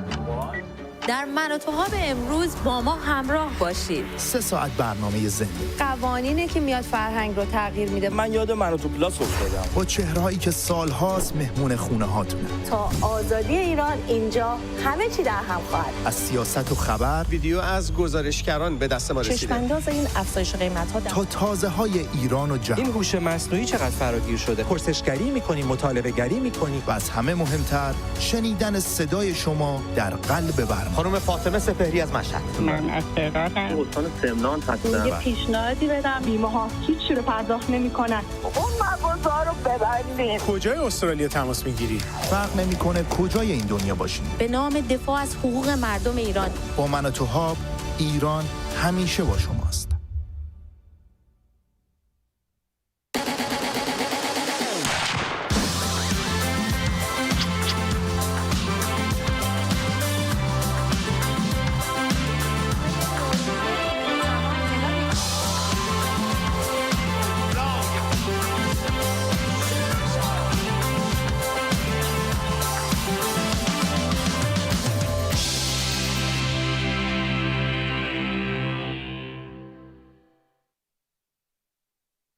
با هم تصور می‌کنیم از گذشته‌ای روشن تا آینده‌ای روشن. از هم حمایت می‌کنیم، ایرانی از ایرانی، یک ملت، یک رسانه، یک دنیا حرف که باید شنیده شه. حرف‌های نسلی که می‌خواد روایتگر باشه، نه تماشاگر. شاید گره‌ای باز شه، شاید چراغی تو ذهنی روشن شه، شاید تغییری ایجاد شه. پس تو هم اگر میخوای بخشی از این تغییر باشی، جوین کن.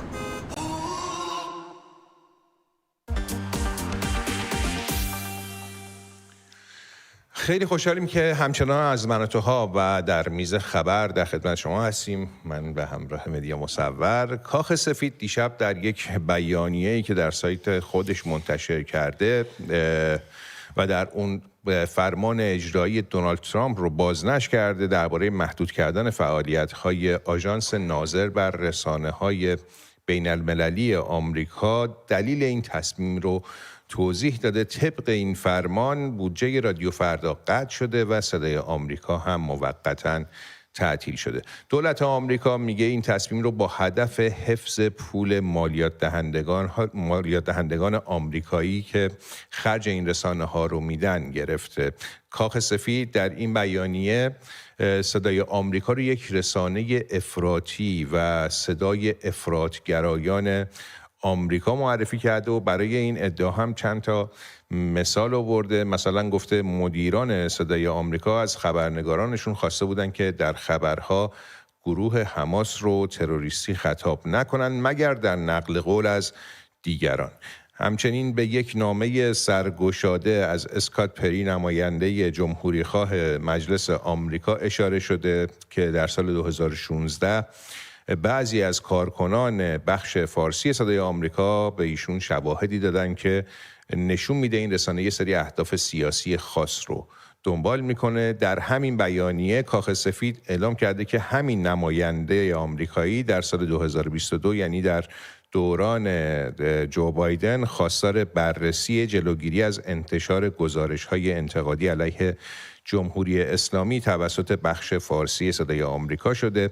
از طرف دیگه یه دادخواست هم علیه صدای آمریکا تنظیم شده که میگن حامیان جمهوری اسلامی در این رسانه نفوذ کردن و دارن منافع ضد آمریکایی رو پیش میبرن. کاخ سفید در بیانیه خودش آورده که طبق این دادخواست محتوای صدای آمریکا طوری تغییر کرده که اخبار و تحلیل‌هاش در این رسانه به نفع جناح‌های جمهوری اسلامی تموم بشه. کاخ سفید به موارد مشابه در بخش‌های دیگه صدای آمریکا از جمله سرویس روسی این رسانه هم اشاره کرده. از دیروز همه کارمندان صدای آمریکا که به بیش از 40 زبان برنامه پخش میکنن به مرخصی اجباری رفتن و معلوم نیست این وضعیت تا کی ادامه داشته باشه. بلافاصله هم بعد از اعلام این تصمیم همه شبکه‌های رادیویی و تلویزیونی صدای آمریکا قطع شدند. مثلا بخش فارسی صدای آمریکا از دیشب داره این آگهی که در تصویر می‌بینیم رو مکرراً نشون میده. اشاره کنم که رادیوی فارسی صدای آمریکا بعد از انقلاب سال 1357 پخش برنامه‌های خودش رو به سمت ایران شروع کرد. از یه طرف دیگه رسانه دیگه‌ای که با این تصمیم دونالد ترامپ تحت تاثیر قرار گرفته رادیو فرداست که بخش فارسی رادیو اروپای آزاد یا رادیو آزادیه و دفترش در پراگ پایتخت جمهوری چک قرار داره. رادیو فردا فعلا داره به کارش ادامه میده، ولی طبق اطلاعاتی که به من و تو رسیده مدیران این رسانه گفتن که فقط تا آخر همین ماه میلادی میتونن به کارمندانشون حقوق بدن و بعد از این مدت اگر که تأمین مالی بشن میتونن ادامه بدن، وگرنه اونها هم تعطیل میشن. رادیو فردا از سال 1382 به صورت 24 ساعته برای ایران برنامه پخش کرده. کریلیک مشاور ارشد دولت ترامپ در آژانس رسانه‌های جهانی ایالات متحده که ناظر بر صدای آمریکا و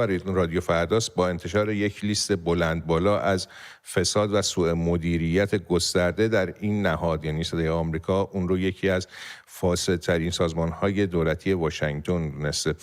در حرف‌های خانم لیک به احتمال جاسوسی دولت‌های دشمن هم در این رسانه‌ها اشاره شده. رسانه‌های وابسته به جمهوری اسلامی از تعطیلی این رسانه‌های فارسی زبان ابراز خوشحالی کردن و اینو یک جور پیروزی برای خودشون دونستن، ولی خب از بیانیه کاخ سفید اینطور بر نمیاد یا اینطوری به نظر نمیرسه که دلیل این تعطیلی‌ها حداقل در این مرحله این بوده، این دو موردی که رسانه‌های داخلی میگن باشه. به نظر میرسه که دلیل این تعطیلی‌ها در این مرحله این بوده که اینا میگن که این رسانه‌ها تصمیمات ترامپ رو مستقیما اجرا نمی‌کنن و مستقیما جمهوری اسلامی رو هدف قرار نمیدن و تبلیغاتش رو خنثی نمی‌کنن. در همین ارتباط می‌خوایم گفتگو کنیم با جناب جمشید چالنگی، روزنامه‌نگار و برنامه‌ساز پیشکسوت و از کارمندان ارشد پیشین صدای آمریکا که از واشنگتن همراه ما هستند. درود بر شما جناب چالنگی.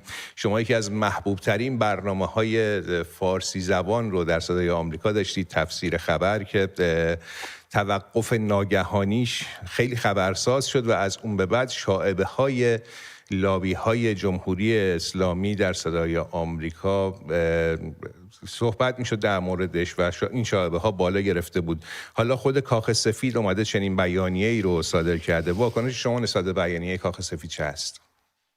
اولا درود به شما و همکارانتون، همه نازنینانی که در شبکه من و تو در صدد هستن این کار زمین مونده ملی رو از زمین بردارن و راه بیاندازن و من امیدوارم که موفق بشن. همونطور که آرزوی موفقیت شما رو دارم، واقعا متاسفم هستم از اینکه صدای آمریکا وضعش چنین شد و رادیو فردا هم به همین شکل. خوشحال کننده نیست به هر حال، اما وقتی کار به اینجا میرسه که چاره جز این نیست، خب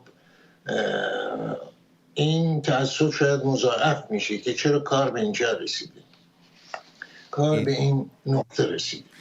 در طی این سالها بفهمین بفهمید اگر پرسشی هست من پرسشو براتون عرض می‌کنم در طی این سالها رفتار صدای آمریکا، کلیت رسانه صدای آمریکا تا چه اندازه مطابق با اساسنامه این رسانه بوده؟ اینو من بارها بهش اشاره کردم، در کانال شخصی یوتیوب اشاره کردم. ببینید اساساً کار دولت آمریکا رسانه‌داری نیست. کار دولت‌هایی بیشتر رسانه به راه می‌اندازن که دولت‌های مستبد هستن، میخوان بر همه چیز نظارت داشته باشن، به خصوص رسانه‌ها، مطبوعات و همه آنچه که با افکار عمومی سر کار داره. ولی صدای آمریکا از درون به اصطلاح جنگ دوم جهانی در اومد و بعدها اساسنامه نوشت و خیلی روشن علیه فاشیسم و اساسنامه نوشت که بعدها فقط در دوران جرالد فورد یه مقدار مورد تعدیل قرار گرفت، تصحیح شد و اضافه و کم شد درش. به هر حال قرار و اساسنامه صدای آمریکا به زبان‌های مختلف برنامه‌هایی که اجرا می‌کنه شما اشاره کردین حدود 40 برنامه قبلا بیشتر بوده. اینها قرار هست ارزش‌های آمریکایی رو در رأسشون آزادی بیان و آزادی که شامل آزادی رسانه و همه اینها هست، حقوق بشر و همه اینها رو به اصطلاح تبلیغ کنه و حمایت کنه و تریبونی کسانی باشه که در این زمینه‌ها در کشورهای خودشون فعالیت میکنن. یک موضوعی درش نهاده شده که اون به اصطلاح توازن در خبررسانی هست. این توازن در خبررسانی مشکلی که منم داشتم و بسیاری خانم کریلیک هم با من موافق هست در این تعریف و کسان دیگه که این توازن این نیستش که اگر شما دارید میگید شکنجه بده یکی دیگر هم بیارید بگید شکنجه خوبه. اگر شما تریبون میدید به زندانی سیاسی که در ایران زندانی شکنجه شده و میاد صحبت میکنه یکم از جمهوری اسلامی بیارید بگید مثلا شکنجه بد نیست یا ما شکنجه نکنیم. توازن به این معنا هست که شما با فاشیسم هیتلری که میجنگی اخبار درست و واقعیت‌های درست رو و ارزش‌های آمریکایی رو در برابر این اختناق، در برابر این جریانی که در ایران جای دیگه هست اینا رو به اصطلاح توازن برقرار کنید. یعنی اون شستشوی مغزی که در رسانه‌های جمهوری اسلامی هست اون رو خنثی کنید. هدف این است بودجه‌ای که گذاشتید. به هر حال متاسفانه چنین نشد و صدای آمریکا که قرار بود به گفته شما در لندن بهش میگین یک سافت پاور باشه، یک سلاح نرمی باشه در برابر دیکتاتوری ها در زبانهای مختلف و کشورهای مختلف از جمله جمهوری اسلامی در ایران، این در واقع شد یه حربه‌ای در دست خود جمهوری اسلامی. شما عزیزان در من و تو دارید زحمت میکشید، من اطلاع دارم با حقوق بسیار بسیار کم چند روزه و هفتگی دارید کار میکنید، ولی از پرس تیوی استخدام کردن. پرس تیوی واحد بودجهش ردیف بودجه جزو وزارت اطلاعات جمهوری اسلامی. خانمی آمد در اونجا فارسی نمیدونه، یه مطلب مینوشت، مطلب که چه بود بماند، یکی ترجمه میکرد، پرودکشنش دست کسی دیگه ای بود، یه کسی هم میخون، حدود 4 نفر مشغول بودن و روزانه بالای $500 به ایشون پول میدادن و کسان دیگه. یعنی کار از اون مسیری که یعنی رفت و بخشی از استراتژی تأسیس تشکیلات اطلاعاتی جمهوری اسلامی شد، چون جمهوری اسلامی متوجه این نکته شد که آقا ما نمیتونیم این رسانه ها رو باشون رقابت کنیم، بنابراین چه کنیم؟ بیاییم و اینها رو به زانو در بیاریم. چگونه آدم‌های خودمون رو بفرستیم در اونجا و این رو طبق سناریوی بسیار دقیقی اجرا کردم. من و همکاران دیگرم بنیانگذاران رادیو فردا بودیم. من دعوت شدم از پراگ برای توسعه تلویزیون صدای آمریکا، تقاضای کار نکرده بود و من در هر دو شاهد بودم چگونه جمهوری اسلامی در اونجا آمده و نفوذ کرده و آمدن و در اونجا بخش خبر، بخش تفسیرها، بخش مهمانها و رفت زیر دست لابی جمهوری اسلامی.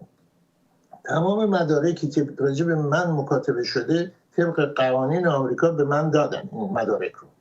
از لابی جمهوری اسلامی، از افراد سرشناس در لابی جمهوری اسلامی خواستن که بیان و نظر بدن چگونه ما میتونیم به اصطلاح کاری بکنیم در صدای آمریکا که بتونیم نزدیک بشیم به یعنی روابط جمهوری اسلامی و دوره اوباما هستیم. برنامه من رو تفسیر خبر رو که پربیننده ترین بود طبق آمار خود صدای آمریکا، اینترمدیا در نیویورک بر آمار میگیره، این رو به مشاور و مترجم رئیس جمهوری ایران دادن ارزیابی بکنه، آقای هومن مشت. اسم میبرم برای اینکه هست، اسنادش مدارکش هست، چیزی پنهانی نیست، اتهامی نیست. ایشون رو ارزیابی کرده، هرچی کرده و از این اقدامات بسیار افتاده و این کسانی بودن، ناظر بودن، میدونستن که صدای آمریکا عملا، من متاسفم در اونجا عزیزانی هستن که بسیار آدمای کارکشته حرفه‌ای هستن و کار درست انجام میدن. ببینید اساسنامه صدای آمریکا، من پرچونگی نمی کنم، من تموم میکنم، یه مجالی رو فراهم میکنه که اون مجال که اساسنامه فراهم میکنه اونجا مجالی هست که منافع مشترک ایران و آمریکا پدید میاد و این خیلی مهمه. مثل همین الان منافع مشترک و مسائل مشترک ایران، اسرائیل، کشورهای عرب، آمریکا، اروپا، همه یه جا الان منافع مشترک دارن در خاورمیانه. چه از امنیت. بله. و این متاسفانه از بین رفته بود در صدای آمریکا. آقای چالنگی، ارتباط صدای آمریکا اساساً با وزارت خارجه و دولت این کشور به چه صورت هست؟ ببینید از ارتباط از نظر بودجه هست، در دولت تامین میشه. گاهی وقتا که به وزارت خارجه مشکلی پیدا میکرد، عرض کنم خدمتتون، از وزارت از رقم بودجه وزارت دفاع میومد. عملاً بله مربوط میشه به وزارت خارجه، هرچند که گفته میشه در اساسنامه که تمام به اصطلاح عناصر دستگاه سیاسی آمریکا رو بازتاب میده، ولی به هر حال به وزارت خارجه مربوط میشه. یعنی پیش از این به اصطلاح USGM که شما اشاره کردید، رسانه‌های جهانی آمریکا، یک تشکیلات دیگه بود، Broadcasting Board of Governors. این بود، یعنی BBG مخففش میشد، که اینا 4 تا از حزب دموکرات، 4 تا از حزب جمهوری خواه انتخاب میشدن، حقوقی هم نمیگرفتن. مسئول رئیسشون هم وزیر خارجه وقت آمریکا بود. اینا اداره کننده همه این رسانه ها بودن. اون از بین رفت، این آمد. ولی در همون زمان هم وزارت خارجه نظارت داشت. گاه میشد که رئیس تعیین میکرد، مثل آقای عسکر که از وزارت خارجه اومد، مدتی در اونجا ریاست داشت که داستان میده و به هر حال نظارتی بود.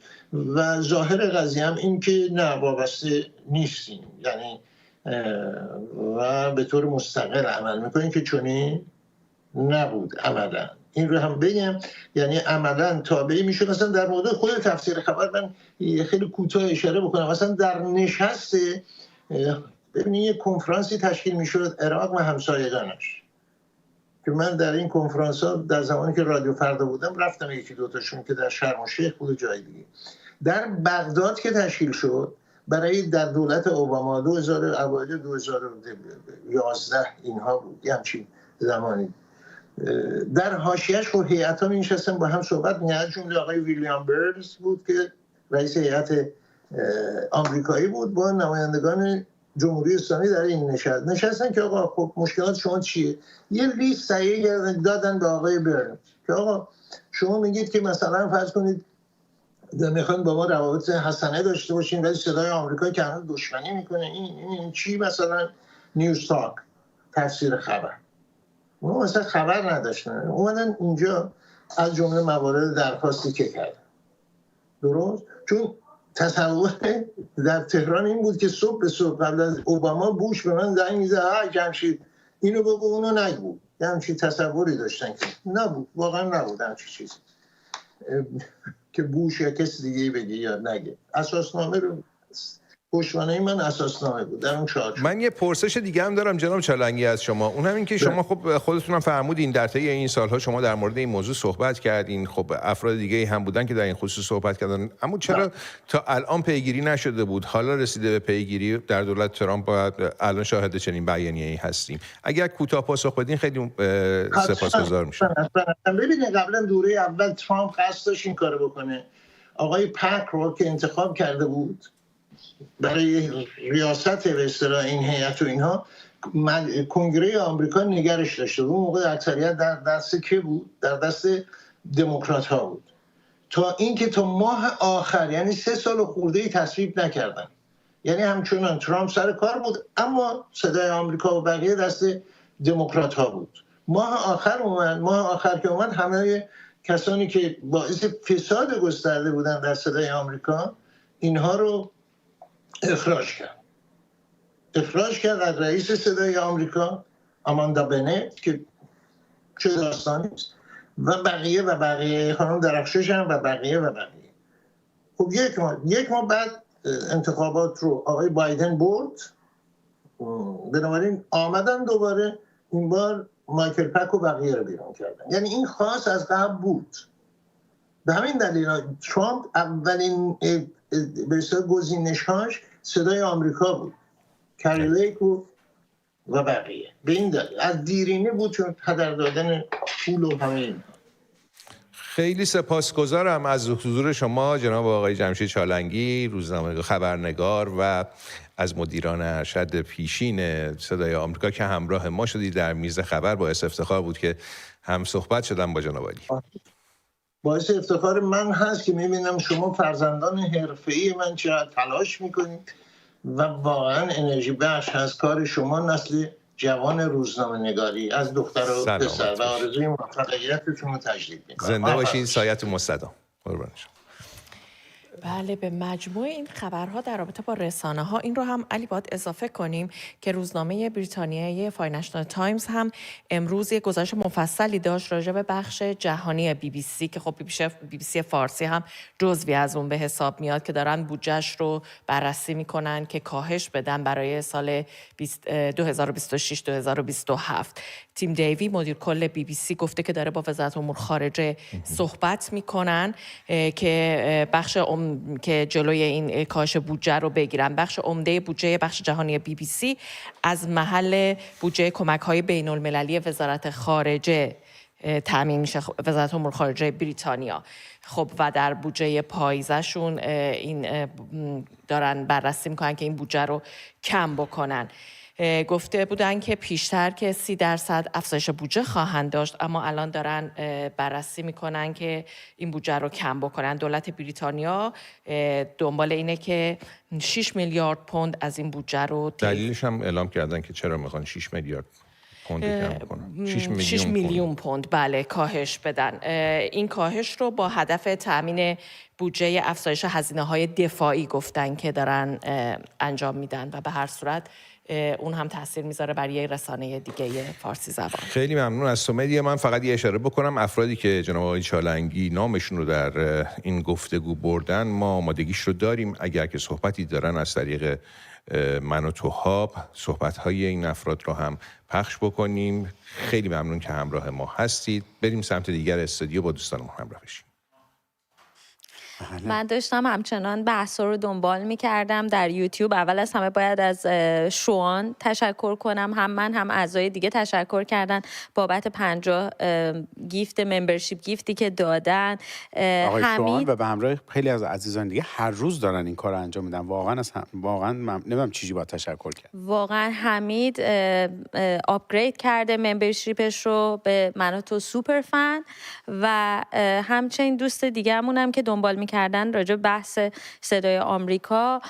خب نوشتن که به نظر ما صدای ما ایرانی‌ها نبوده توی تمام این مدت و گفتن که امیدواریم که دیگه زمان اون رسیده باشه که صدای میهن‌دوستای واقعی و ملی‌گراها شنیده بشه. یه دوست دیگه من خوندم داشتن راجع به همین بحث پادکست‌ها نظر داده بودن و اشاره کرده بودن به اینکه فکر می‌کنم این در واقع برنامه‌های اصلاح طلبانه‌ای که جدیداً در یوتیوب زیاد شده بیشتر برای همدردی نمایشی با مردمه و بعدش هم در لابلای خطوط در واقع اون کار دیگر میکنن. بله، اون کاری که اصلا نمیتونن انجام بدن در صدا و سیمای حرمت جمهوری اسلامی دارن در یوتیوب سعی میکنن اجراش بکنن دیگه.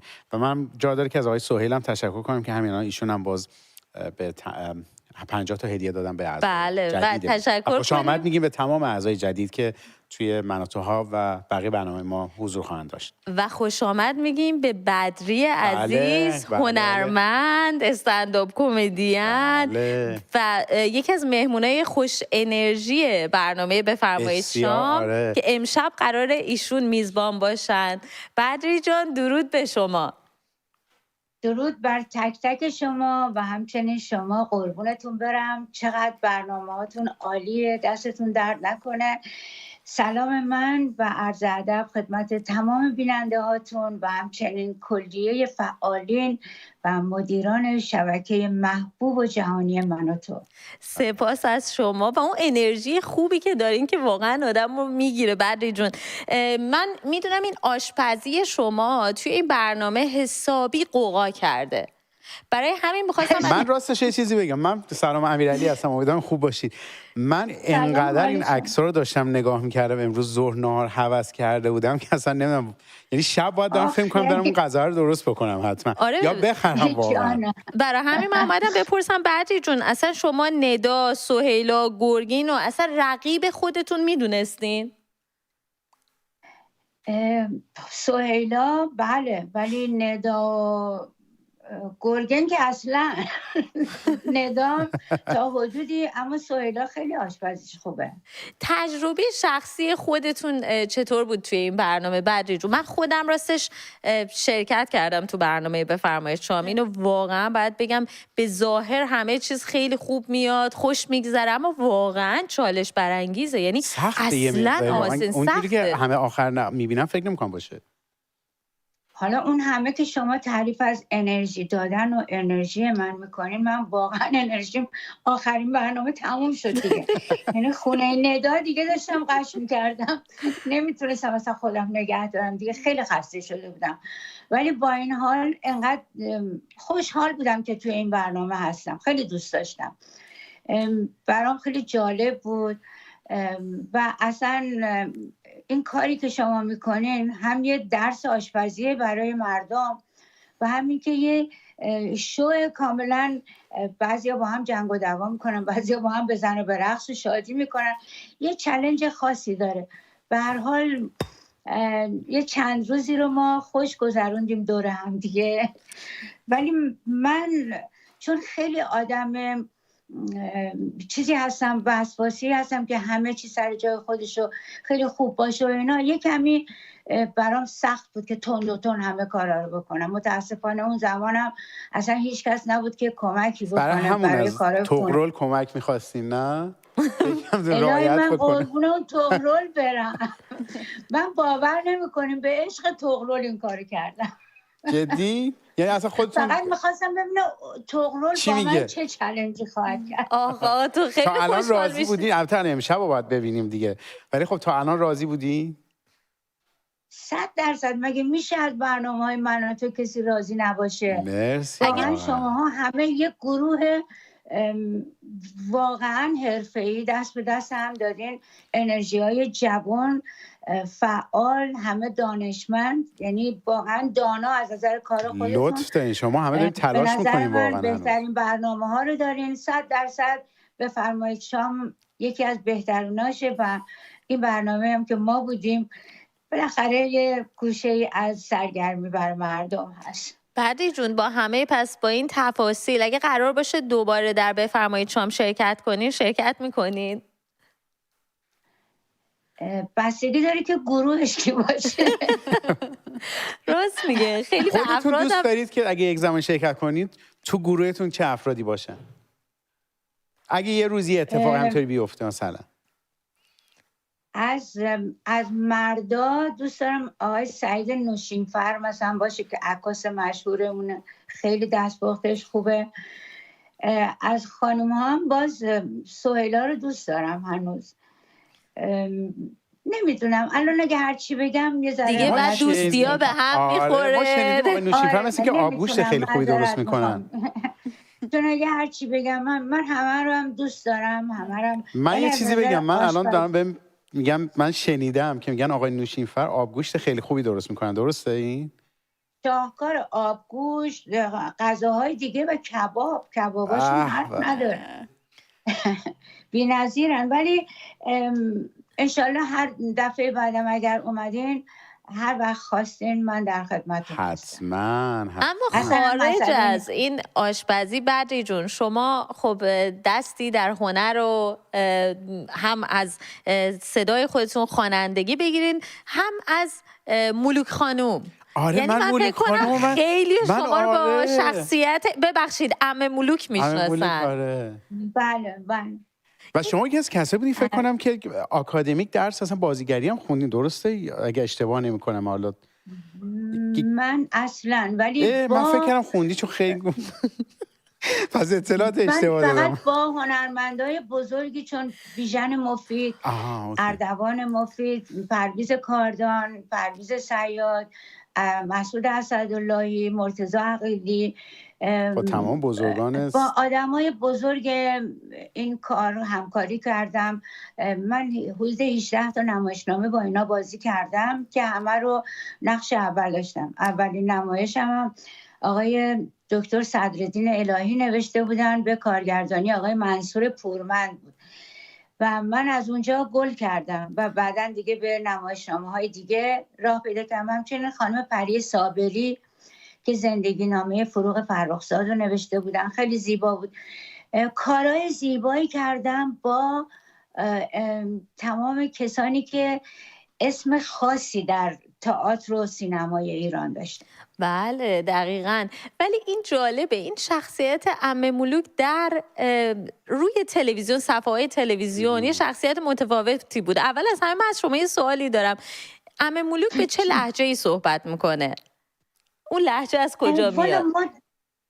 ما یه سری آدمایی داشتیم که میومدن خونمون فرش میشستن نزدیکای عید که میشد، اینا لهجه کاشی داشتن. منم بچه بودم، قاطی اینا لول میخوردم و آب بازی میکردم، میشنیدم که اینا گفتن نکو بچه برو اوه اینجور نکو، اینا رو همه رو گرفتم. ولی اینا ملکه ذهنتون شد دیگه. آره فکر میکنم یه ذره دهاتی هم قاطیش، یعنی یه ذره قومی قاطیش نشده بود؟ لهجه قومی قاطیش نشده بود؟ چرا قومی و کاشی و محلاتی و همه چی اون طرفا قاطی شده بود. بعد اصلا چی شد که این شخصیت رو معرفیش کردین؟ من تلویزیونی داشت آقای فرزان دلجو به نام جنبش ملی ایران، من اونجا کار میکردم. من با شهرام شبپره همکاری داشتم برای نمایش‌های مختلف تلویزیونی. یه روز این ادای این عمه ملوک رو برای بچه‌ها در آوردم، خیلی خندیدن همه. بعد دیگه منو ول نکردن، گفتن که همین عمه ملوک رو بیا بازی کن. من دیگه شدم عمه شهرام در این برنامه‌ها و بعد از اونم شدم عمه ملوک همه مردم ایران. واقعا یه شخصیت به یاد موندنی. شما تو شب جمعه هم شرکت کردید، من یادم اونجا برنامه اونجا حتی خوندین یکی از آهنگاتون. چقدر اون برنامه دلنشین و زیبا بود. من اون موقع زانوام خیلی دمیج داشتن، اصلا راه نمیتونستم برم و خیلی سخت بود برام. با این حال خیلی عاشق تلویزیونتون بودم، عاشق برنامه شب جمعه بودم و اومدم برنامه‌مو اجرا کردم و وقتی برگشتم اولین کاری که کردم زانوهامو عمل کردم که بتونم در برنامه‌های درست شرکت بکنم، چون با سختی اومده بودم. فکر میکردم اون درده تو بدنم نشون میداد. ولی نگاه کردم برنامه رو دیدم نه خیلی هم سر و حال خوب بودم. آره خیلی پر انرژی واقعا. خب بدری به من انرژی خوبه واقعا. امشب قراره که میزبان شما باشین، قراره که منزل شما بیان مهمانان. بله بعد از پایان برنامه من و تو من دیدم اصلا من هنوز تو اون غذاهام واقعا عکساش. امشب پس یه باقالی پلو امشب مشخص میشه دیگه رقابت. امشب مشخص میشه چرا دستپخت بدری جون حسابی قوقا کرده ترین. بفرمایید شام. قربونتون برم که انقدر لطف دارین. امیدوارم یه بار با اجازه خانم و آقای عباسی بیام به من و تو برای همتون آشپزی کنم. مرسی. ما هم همینطور. ما هم امیدواریم چه اتفاقی بیفته یا ما بیام اونجا ما برای شما آشپزی کنیم. اصلا ما همه بیام توی برنامه خودمون شرکت کنیم. آره به خدا هممون با هم دیگه آشپزی کنیم و از هم دیگه تعریف کنیم، بگیم، بخندیم.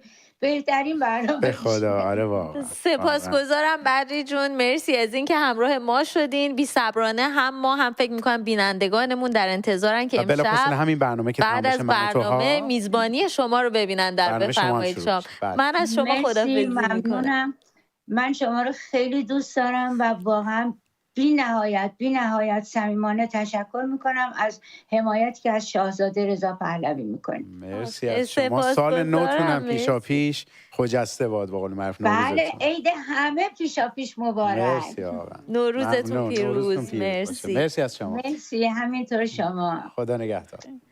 بله ما هم اینجا دیگه باید از بینندگان عزیزمون ما خداحافظی کنیم و همراه بشیم با میز خبر و گزارشگرها و اینکه من خودم به شخصه بی‌صبرانه منتظرم بعد از برنامه برم خونه و در یوتیوب بفرمایید شام رو نگاه کنم. من میگم اگه داری نگاه میکنی حتما سعی کن که اون یه غذای مناسبی داشته باشی. من داشتم فکر می‌کردم برم خونه باقالی پلو سفارش بدم. فکر کردم الان میگه می‌خواستم برم باقالی پلو درست کنم خونه. مهارت‌ها رو ولی امشب من شنیدم که از اون شبای جنجالی هم هستا. بله حسابی. نگاه کنید بعد همین برنامه. بله ما از شما خداحافظی می‌کنیم. همراه میشیم با مدیا و علی پیرهادی.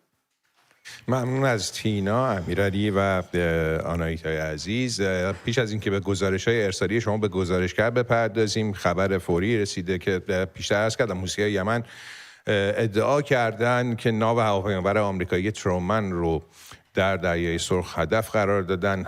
همزمان منابع خبری نزدیک به عربستان سعودی گزارش کردند که فرمانده نیروهای امنیتی ویژه حوثی‌ها و نزدیک به عبدالمالک الحوثی رو در حمله هوایی نیروهای آمریکایی کشتن و حوثی‌ها که تحت حمایت جمهوری اسلامی هم گفتن که ناو ترومن و ناوهای جنگی همراه اون رو در دریای سرخ با پهپاد و موشک هدف قرار دادن. در همین حال بر اساس گزارش‌ها حملات آمریکا مواضع حوثی‌ها در یمن ادامه داره و کاخ سفید از کشته شدن چند مقام حوثی خبر داده. وزیر دفاع آمریکا گفته که این کشور تا زمانی که حوثی‌ها به اقدامات نظامی خودشون علیه مواضع آمریکا و کشتیرانی جهانی پایان ندهند به حملات خودشون ادامه خواهند داد. اما برسیم به گزارش‌های ارسالی شما و بخش گزارشگر که مدیا مصور اونا رو بررسی کرده.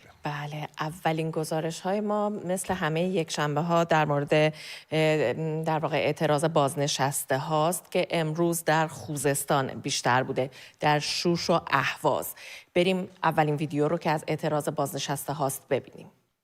قانون بازنشسته اگر وکیل تو هستی چرا ساکت نشستی؟ ملت جادو کردن پول را پارو کردن گرانی تورم بلای جان من گرانی تورم بلای جان من از خوزستان تا تهران هر غریب مدیران. بله گزارش بعدی ما هم در رابطه با اعتراض خریداران حواله‌دار شرکت مدیران خودروه که رفتن پول خودرو رو دادن. حالا که خودروها گرون شده شرکت میگه بیایم 20% هم بیشتر بدید. بریم ببینیم.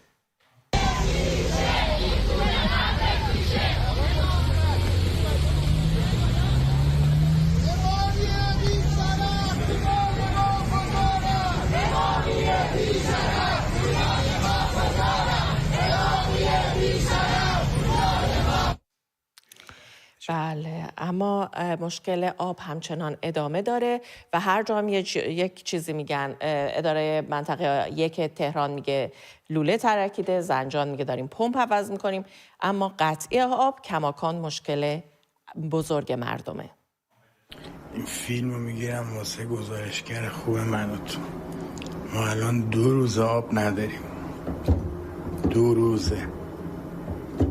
امروز تاریخ 26/12 از 25 واقعا اینجا بومهنه.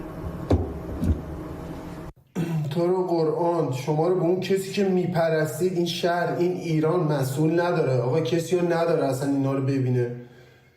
بابا این وضعیت آب گیلانه، به خدا قسم این آب قابل خوردن نیست. مردم با این آب مریض میشن، به خدا با این آب مریض میشن. آب شهر، این آب شهریه که به رنگ زرد در اومده. به اون خدا قسم واسه این مملکت هیچی مهم نیست، حتی جون این مردم. این وضعیت آب شمال، آب گیلانه. زرد بابا مگه شاشیدی داخل تو این آب؟ سخته، واقعا سخته بدون آب زندگی کردن و آب قابل شرب. اما این در واقع سوء مدیریت مسئولین کشور باعث شده که یکی از شهروند تحلیلگرهای ما در واقع یک گزارش ویژه برای ما بفرسته که با هم ببینیم. با درود به شبکه من و تو، پس از سخنرانی جناب پزشکیان ذهنم درگیر بود که واقعا مشکلات اصلی کشور تقصیر کیه و باید یخه کیو گرفت. دیدم مقصر مردم هستن، خود ماییم. بحران آب به خاطر اینه که ما آب زیاد مصرف میکنیم، آب زیاد میخوریم، برای شستشو و مسائل بهداشتی داریم آب مصرف میکنیم. خب چه ضرورتی داره که ما همیشه تمیز باشیم و بریم حموم؟ خب همین میشه که آب کم میاد. برای برق هم همینطور.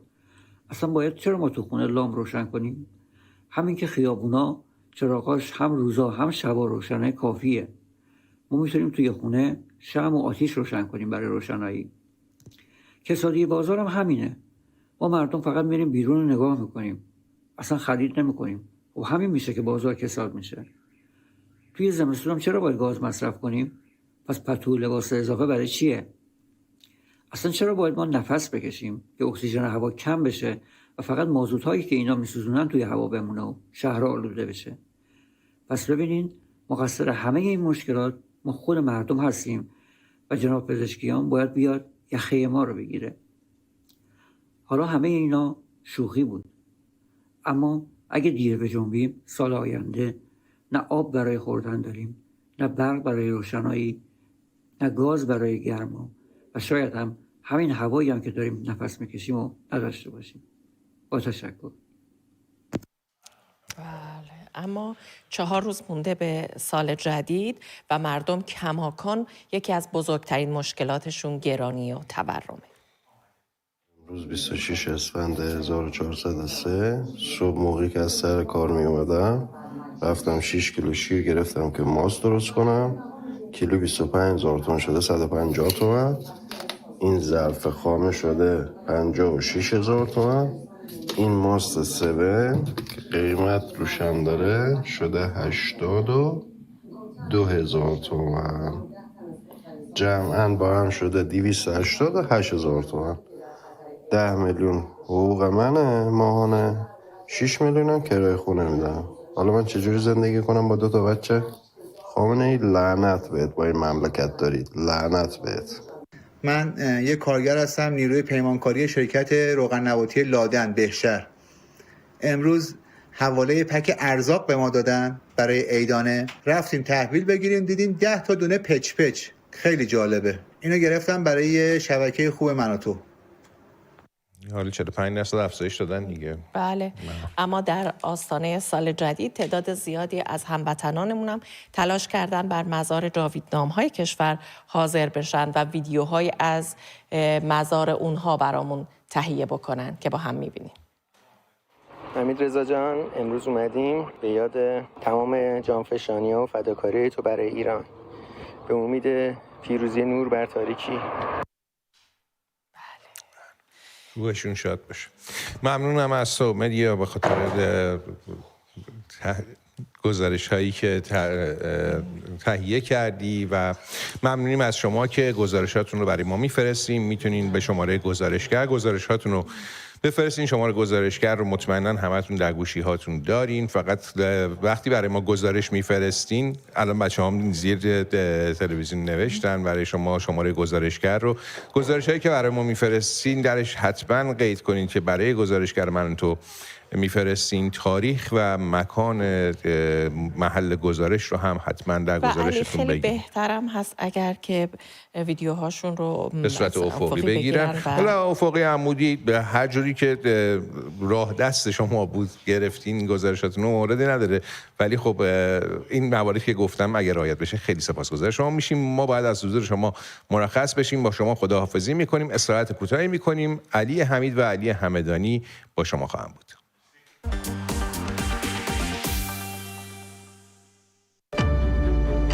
ما ایرانی‌ها هر جا که باشیم مهمترین چیزی که دنبالشیم چیزیه که ما رو به ایران وصل کنه، جایی که باعث شه همدیگر رو پیدا کنیم، فاصله ها رو برداره و پلی بینمون بسازه. چه وقت قهوه‌ای سر صبح تو آمریکا، چه بعد پارو کردن کلی برف تو سوز سرمای کانادا دنج تو خونت نشسته باشی، یا تو دل ایران و بعد یه روز کاری طولانی بالاخره رسیدی خونه. همون لحظه یه فضای آشنا تو لندن است که همه ما ایرانی‌ها رو به هم پیوند میزنه. در من و توها به امروز با ما همراه باشید. 3 ساعت برنامه زنده. قوانینه که میاد فرهنگ رو تغییر میده. من یاد من و تو پلاس افتادم. با چهرهایی که سالهاست مهمون خونه هاتونه. تا آزادی ایران اینجا همه چی در هم خواهد. از سیاست و خبر، ویدیو از گزارشگران به دست ما رسیده. چشم‌انداز این افزایش قیمت‌ها تا تازه های ایران و جهان. این هوش مصنوعی چقدر فراگیر شده. پرسشگری می‌کنیم، مطالعه‌گری می‌کنیم و از همه مهمتر شنیدن صدای شما در قلب برنامه. خانم فاطمه سپهری از مشهد. من از تهرانم. استان سمنان هستم. یه پیشنهادی بدم، بیمه‌ها هیچ رو پرداخت نمی‌کنن. اون مغازه‌ها رو ببندید. کجای استرالیا تماس میگیری؟ فرق نمی‌کنه کجای این دنیا باشین. به نام دفاع از حقوق مردم ایران با من و توها، ایران همیشه با شماست.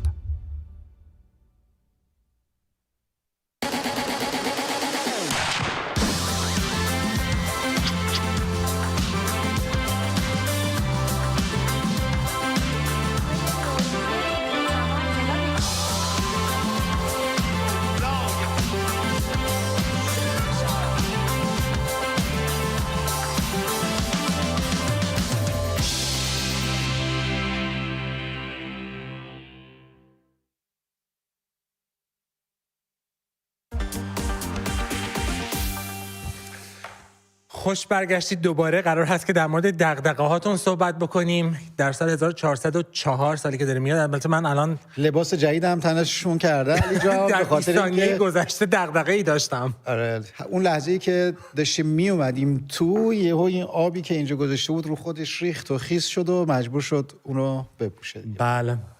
بعد اون بریکی که استراحتی که رفتیم من به خاطر این سوتی علی آقا بود. بله، به هر حال دغدغه تازه‌ای داریم که خیس بودن پیرن بنده است، ولی دوست داریم که صدای شما رو بشنویم. 0044 12 25 588 490 شماره تلفن تماس با برنامه است. لطفاً تماس بگیرید.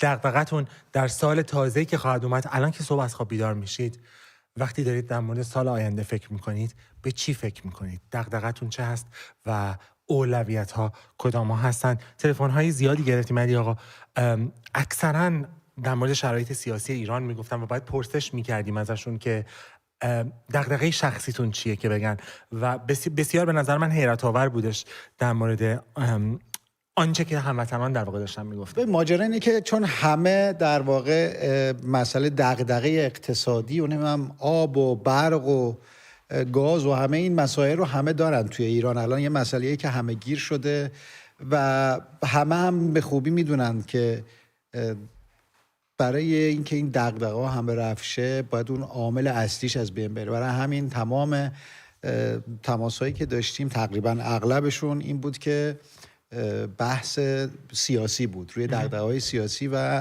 در واقع چگونگی سرنگونی جمهوری اسلامی. همه دغدغه‌شون اینه ایران چی میشه، جمهوری اسلامی که در واقع سرنگون میشه. عادل رو یادت میاد پول تلفنش تموم شد دوباره زنگ زده. عادل جان صدای من رو میشنوی؟ امیدوارم این دفعه قطع نشه تلفنت. صحبت میکردیم.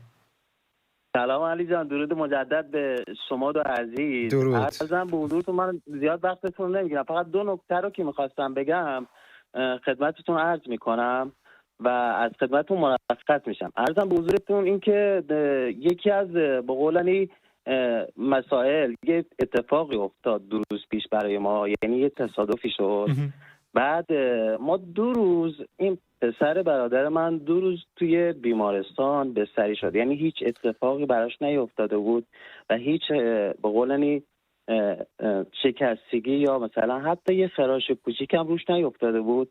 2 روز بستری بود. توی این 2 روز بستریه تقریبا من امروز که تصفیه کردم 10,300 شد. 10,300,000 تومان. آره، بابت مثلا 2 روز. بعد من اینو میخوام بگم به قولن یه نصیحت به جوانای همسن سال خودم، به جوانایی که از من جوانترن، اینا رو میخواستم بگم که اگر امروز من جوان دغدغه‌ام ایران نباشه به هیچ دغدغه‌ای نمیرسم. یعنی من نمیتونم به یعنی دغدغه هامو رفع کنم، یعنی نمیشه. این گذریه که توی این 40 و خورده سال ما دیدیم. من یه دهه 60ام و اینها رو تک تک دیدم. هی اومدم و هی این دغدغه رو حل کنم، دیدم یه دغدغه بزرگتری برام اتفاق افتاده. و الانم تنها چیزی که میخوام بگم یه تشکر از به قولن بچه‌های خوب من و تو، دم غیرت همتون گرم، دم وجودتون گرم، مردونگی میکنین و وایستادین که صدای مردم ایران باشین و به خصوص به قولنی از آقای عباسی عزیز دم غیرتتون گرم.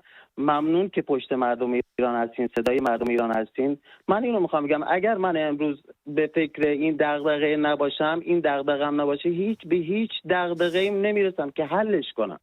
چه برسه که بخوام خونه داشته باشم، چه برسه که بخوام رفاه داشته باشم، اینا رو نمیتونم داشته باشم. عادل جان سپاسگزارم ازت. عادل جان خوشحالم که تونستی صحبتی بکنی. به زنجان بریم. حسین جان شبت بخیر. دغدغه شما برای سال تازه چیه؟ بله سلام عرض کردم. شب بخیر. نباشید. مرسی. به علی دو تا علی آقای گل. منم خواستم بعد رسیدن سال نو رو به شبکه من و تو و همچنین مردم آزادیخواه ایران پیشاپیش تبریک بگم. عرض کنم که ما فرق نمیکنه امروز یا سال نو، همش تو دغدغه ایم. و من میخواستم این سوالا از شما بخوام که این سوالا برگردونید، بپرسید که سال آینده چه دلخوشی دارید. ما که همش تو دغدغه ایم. سال آینده چه دلخوشی دارین؟ سال آینده چه دلخوشی دارین حسین جان؟ هیچی، دلخوشیمون به من و توه که کاری برمون بکنه، یه حرکتی بشه، ما پشت سرش را بیفتیم. شاهزاده کاری انجام بده، حسین جان ما بخواد. چون دارین حرفا میزنی ازت سوال دارم. من و تو یک رسانه است. رسانه قدرت تغییر حکومت رو نداره. رسانه راه ارتباطه. شاهزاده رضا پهلوی ولی عهدی در تبعید یا شاهی در تبعید یا یک فعال سیاسی در تبعیدن. 85 میلیون ایرانی مثل تو نازنین در داخل ایران هستن. تو میدونم از یک شهر کوچیک استان زنجان تماس میگیری، اسمشو نمیخوام بدونم. اگه بخوای به خودت نگاه بکنی، به نظر چه باید بکنی؟ سهم تو چه هست در این مبارزه؟ عرض کنم حضورت که من 67 سال سن دارم. در زمان انقلاب من 18 سالم بود و من و خیلی دیگه پیرو یکی از همین دوستان بودیم، کسانی که به قول معروف روشنفکر بودن، به هوای اونایی که دارن فهمیده تر از من میدونم، ما دنبال روی اونا بودیم. من که الان تو روستا هستم ممکنه این افکاری که یه روشن فکر بدونه من ندونم. ما میخوایم رضا پهلوی که همکاری کنه با کسانی که در ایران هستن، در خارج هستن، راه بدن، ما هم دنبال روی اونا باشیم. پیشنهادت چیه حسین جان؟ همکاری. حسین جان سپاسگزارم ازت. تماس گرفتی از یکی از روستاهای استان زنجان تماس گرفتن. علی جان یه بار دیگه شماره تلفن ها رو من برای هموطنان بخونم. 0044 12 25 588 490 تلفنی هست که میتونید تماس بگیرید، اظهار نظر بکنید در مورد سوالی که در پیشه. علی به نظر تو وقتی که این مکالمات تلفنی رو ما میشنویم از ایران، وقتی که داشت این هموطن حرف میزد، من واقعا سفر کردم، میشناسم استان زنجان به خوبی و داشتم با خودم تصور میکردم، اولا به این افتخار میکردم که از هزاران کیلومتر دورتر از یک روستای کوچیک ما رو دارن تماشا میکنن و ما رو معتمد خودشون میدونن برای اینکه تماس بگیرن، اظهار نظر بکنن. ولی همزمان داشتم به این فکر میکردم که چه باید کرد. علی جان جواب تلفن یک هم اسممون رو بدیم از قزوین. بعد خواهش می‌کنم. علی جان از قزوین، شبت بخیر. دغدغت برای سال تازه چه خواهد بود؟ سلام از من خدمتتون. درود بر شما. شما خوبید؟ ما خیلی خوبیم، شما چطورین؟ خسته نباشید. تشکر. قربانت. آقا شما هر چی کردم که نصیحت کنیم، ما دیگه پا نداریم راه بریم، کمر نداریم راه بریم، آب نداریم بخوریم، نون نداریم بخوریم. علی آقا گوشم با شما، ادامه بدین. صدای ما داری؟ صداتون رو میشنوم علی آقا. آره من کلا تلفن بستم، حالا چیز گوشی بستم، تلویزیونا. شما خوبی؟ تشکر. ادامه میدین، حرفاتون جالب بود. زحمت ما چطوری؟ اینو بگو. خوشحالم صداتون رو میشنوم. هموطن از استان قزوین تماس گرفتیم. همدل و همیار نیستیم تو ایران.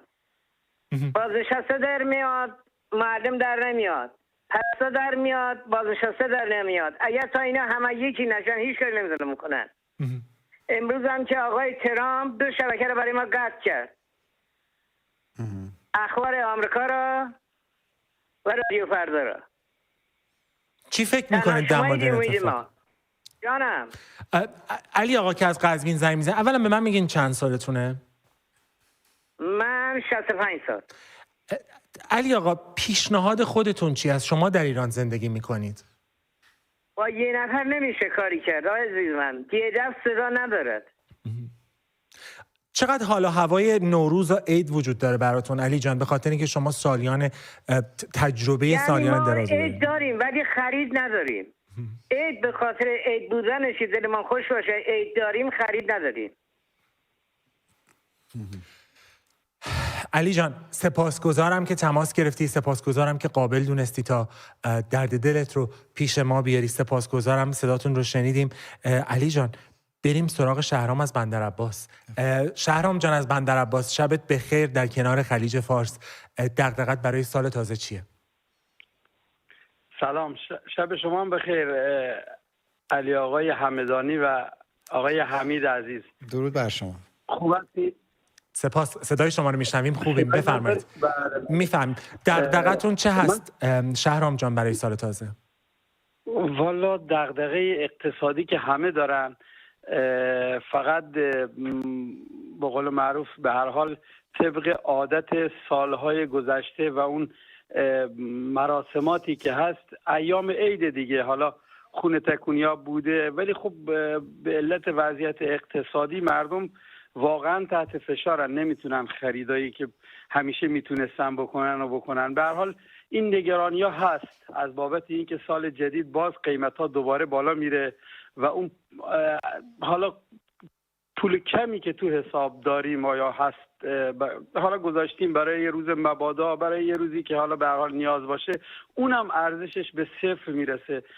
و تنها راهی که من به اصطلاح تو ذهن خودم هست، میگم فقط همبستگی، فقط مردم بتونن یه جورایی همبستگی پیدا کنن و اپوزیسیون خارج از کشورم بتونن یه جورایی به هر حال هدف اولشون نابودی جمهوری اسلامی باشه، بعد بیان به قول معروف حالا با رأی گیری و هر گروهی که هستن بتونن بعداً تصمیم بگیرن کی بتونه حکومت بکنه، حالا مردم، شاهزاده، هر کی باشه. فقط هدف اصلی مردم باید سرنگونی جمهوری اسلامی باشه چون با این وضعیت به هیچ عنوان دوام نداره متاسفانه.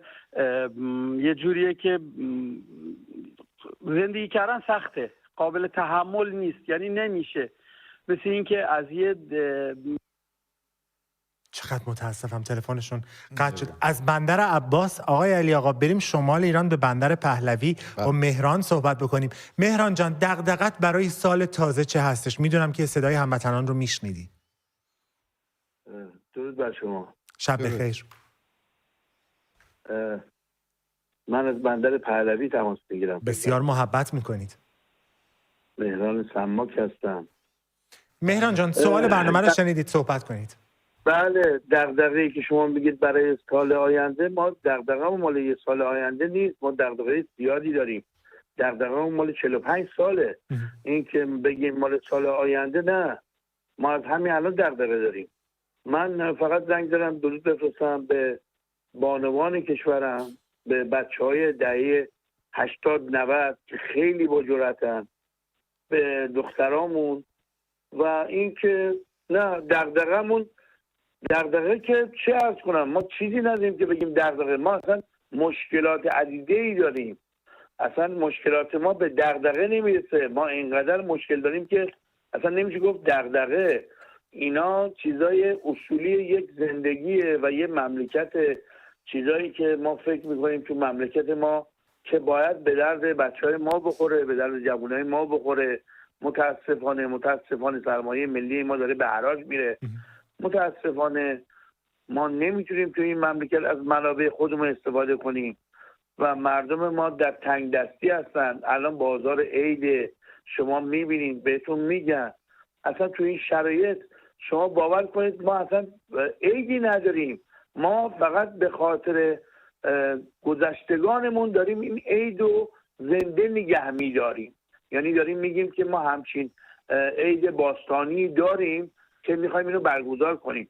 حالا عیدم به هر حال حکومت میگه که نمیدونم این مصادف شده با یه سری چیزا که ما اصلا اعتقاد به این چیزا ندارم یا مردم ما هم ندارن. من فکر میکنم که من فقط نیستم، مردم ما اصلا اعتقادی به این چیزا ندارن، ولی ما عید رو با شکوه برگزار میکنیم و من فکر میکنم که دغدغه ما فقط اینه که شاهزاده تشریف بیارن ایران و ما کل مردم ایران یک پارچه جشن نوروز رو در حضور شاهزاده برگزار کنیم. سپاسگزارم که تماس گرفتید مهران جان از بندر عباس در کنار خلیج فارس. علی جان، یک تلفن دیگه از ایران رو جواب بدم که ازت بندر پهلوی، ببخشید، با بندر عباس. شگفت‌آوره، ما از زنجان به قزوین، از بندر پهلوی به بندر عباس داریم سفر میکنیم. بعضی از این شهرها رو من اصلا ندیدم، اونایی رو که دیدم تجسم میکنم وقتی با شما صحبت میکنم. حمید جان از اصفهان، دغدغه شما برای سال تازه چی هست و اولویت‌ها چی هستن؟ سلام، خوب هستین؟ بسیار خوبم، خوشحالیم که صداتون رو میشنویم. خب خدا شکر، زنده باشید. دغدغه من اینه که از پاسات امسال خب مشکلی که پیش واسم اومده اینه که من هر سال شب 2 گوسفند هم میکشتم، میتونستم ایدیای بانک ها رو بپردازم، اما امسال اصلا نتونستم این کار رو انجام بدم متاسفانه. و یه درودی هم میفرستم برای شاهزاده رضا پهلوی، امیدوارم که سال 1404 رو یه حرکتی انجام بدن که به امید خدا سال بسیار خوبی رو در 1404 داشته باشیم. خودتون میخواین چه حرکتی انجام بدین؟ من هرچی که من تو خواب رو دارم میبینم همون پی دستور من تو خواب دارم میرم جلو. سپاسگزارم حمید جان. به هر حال تلویزیون من و تو یک رسانه هست، یادمون باشه پل ارتباطی است، نه تصمیم گیرنده سیاسی. علی، دقیقاً میخواستم همین رو ازت بپرسم. وقتی میشنوین نظرها رو، من هی سعی میکنم آینه باشم، هی سعی میکنم هر دومون برگردونیم به خاطر اینکه این بحث بچرخه و به یه نتیجه برسیم. به هر حال میدونم کار یک شب و 2 شب و 1 ماه و 2 ماه هم نیست، ولی وقتی میشنوی فکر میکنی این از کجا میاد؟ این آرزویی که بیاین بگین ما نجات، همش سوم شخص میشنویم. ببین خب این طبیعیه. به هر حال مردم همیشه انتظار دارند که رسانه‌ای که فکر میکنن رسانه‌شونه، صداشونه، اون چیزی که دوست دارن رو بیان کنه و نشون بده. در واقع این چیزی که حالا دوستانم گفتم فکر میکنم در مطالبه همین خواسته است که صدای ما باشه، اون چیزی که میخوایم رو مطرح کنید و من و تو هم فکر کنم همین کارو داره میکنه. یه نکته یکی از دوستان فکر میکنم از زنجان بودن گفتن درباره همکاری و اتحاد. من فقط اینو میخواستم بگم که قبلا اینا تجربه شده، نیازی نیست واقعا. مثلا اگر کسی میتونه در خارج از کشور موازی در واقع کارش رو پیش ببره، این که حالا بشینن با هم یه چیزی حالا نمیدونم اتحاد کنند و اینها تأثیری نداره و اینکه به هر حال برای همه و برای اغلب مردم ایران مشخص شده یک نفر رو در واقع به عنوان رهبر خودشون میبینن و امیدوارن که بتونه این کار رو بکنه. برای همین مشکل جای دیگه است. مشکل اینه که یک هماهنگی لازمه بین در واقع اقشار در داخل کشور. خارج کشور خیلی چیزی دستش نیست، همین که رسانه در خارج از کشور صدای مردم باشه یا شاهزاده حرف مردم ایران رو در واقع بیان کنه توی رسانه‌های خارجی با سیاستمدارانی که دیدار میکنه. اصل موضوع در داخل، هماهنگی در داخل باید شکل بگیره و اون حرکتی که میتونه ایران رو نجات بده. میدونم میخوای تلفن بگیریم، یک تلفنی هم جواب بدیم. امروز تلفن ها واقعا زیادن. محمود جان از لیورپول، به شما رسیدیم که حسن ختام با شما باشیم. 1 دقیقه وقت دارید. درود بر شما عزیزان که با این تلویزیون ملی تونستین خیلی کارهای ریشه‌ای انجام بدیم و مردم رو آگاه کنیم تا این چندین سال. سپاس که تماس گرفتید. و درود به روان پاک رضا شاه کبیر، محمد رضا شاه پهلوی و رضا شاه دوم. من راهکارم اینه که نیرویی که مردم بلند شدن سال 78 و من درگیر این موضوع بودم این بود که مردم حامی ندارن.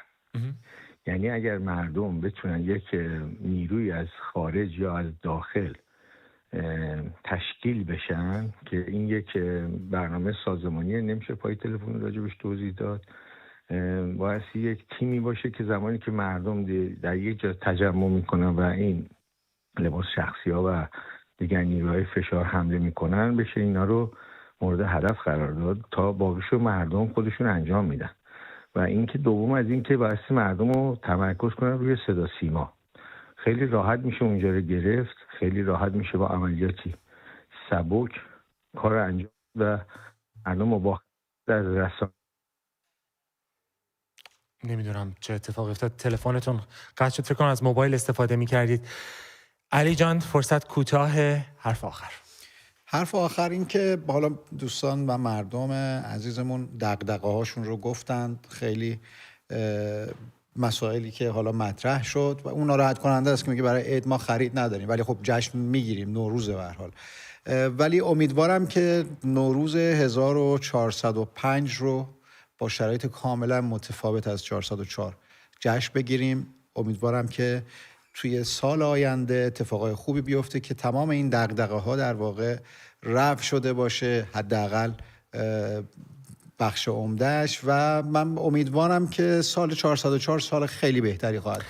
سپاسگزارم علی جان. همیشه فکر کردم که نوروز نشانی هست از طبیعت که قانون روزگاره که زمستون تموم میشه و بهار یک روز از راه میرسه. 4 روز مونده تا بهار. امیدوارم که بهار آینده که میاد، نه بهار بعدی 1405، شرایط جور دیگه باشه. ایران باشیم. علی آقا سپاسگزارم از تو. مژده دارم راستی براتون. از فردا آقای امیدخان اینجا خواهند بود در کنار علی حمید و امیرعلی. میدونم دلتون براش تنگ شده و دل جنابایی خیلی تنگ شده برای آقای امیدخان. دست شما درد نکنه. به هر حال افتخاری بود در کنار شما باشم. تهیه کننده برنامه میگه علی آقا سوسنایا. افتخاری بود که با شما هموطنانم در سراسر ایران صحبت بکنم. نرم نرمک میرسد اینک بهار، خوش به حال روزگار. شب و روز بر شما خوش. خدا نگهدار. خدا حافظتون. السلام.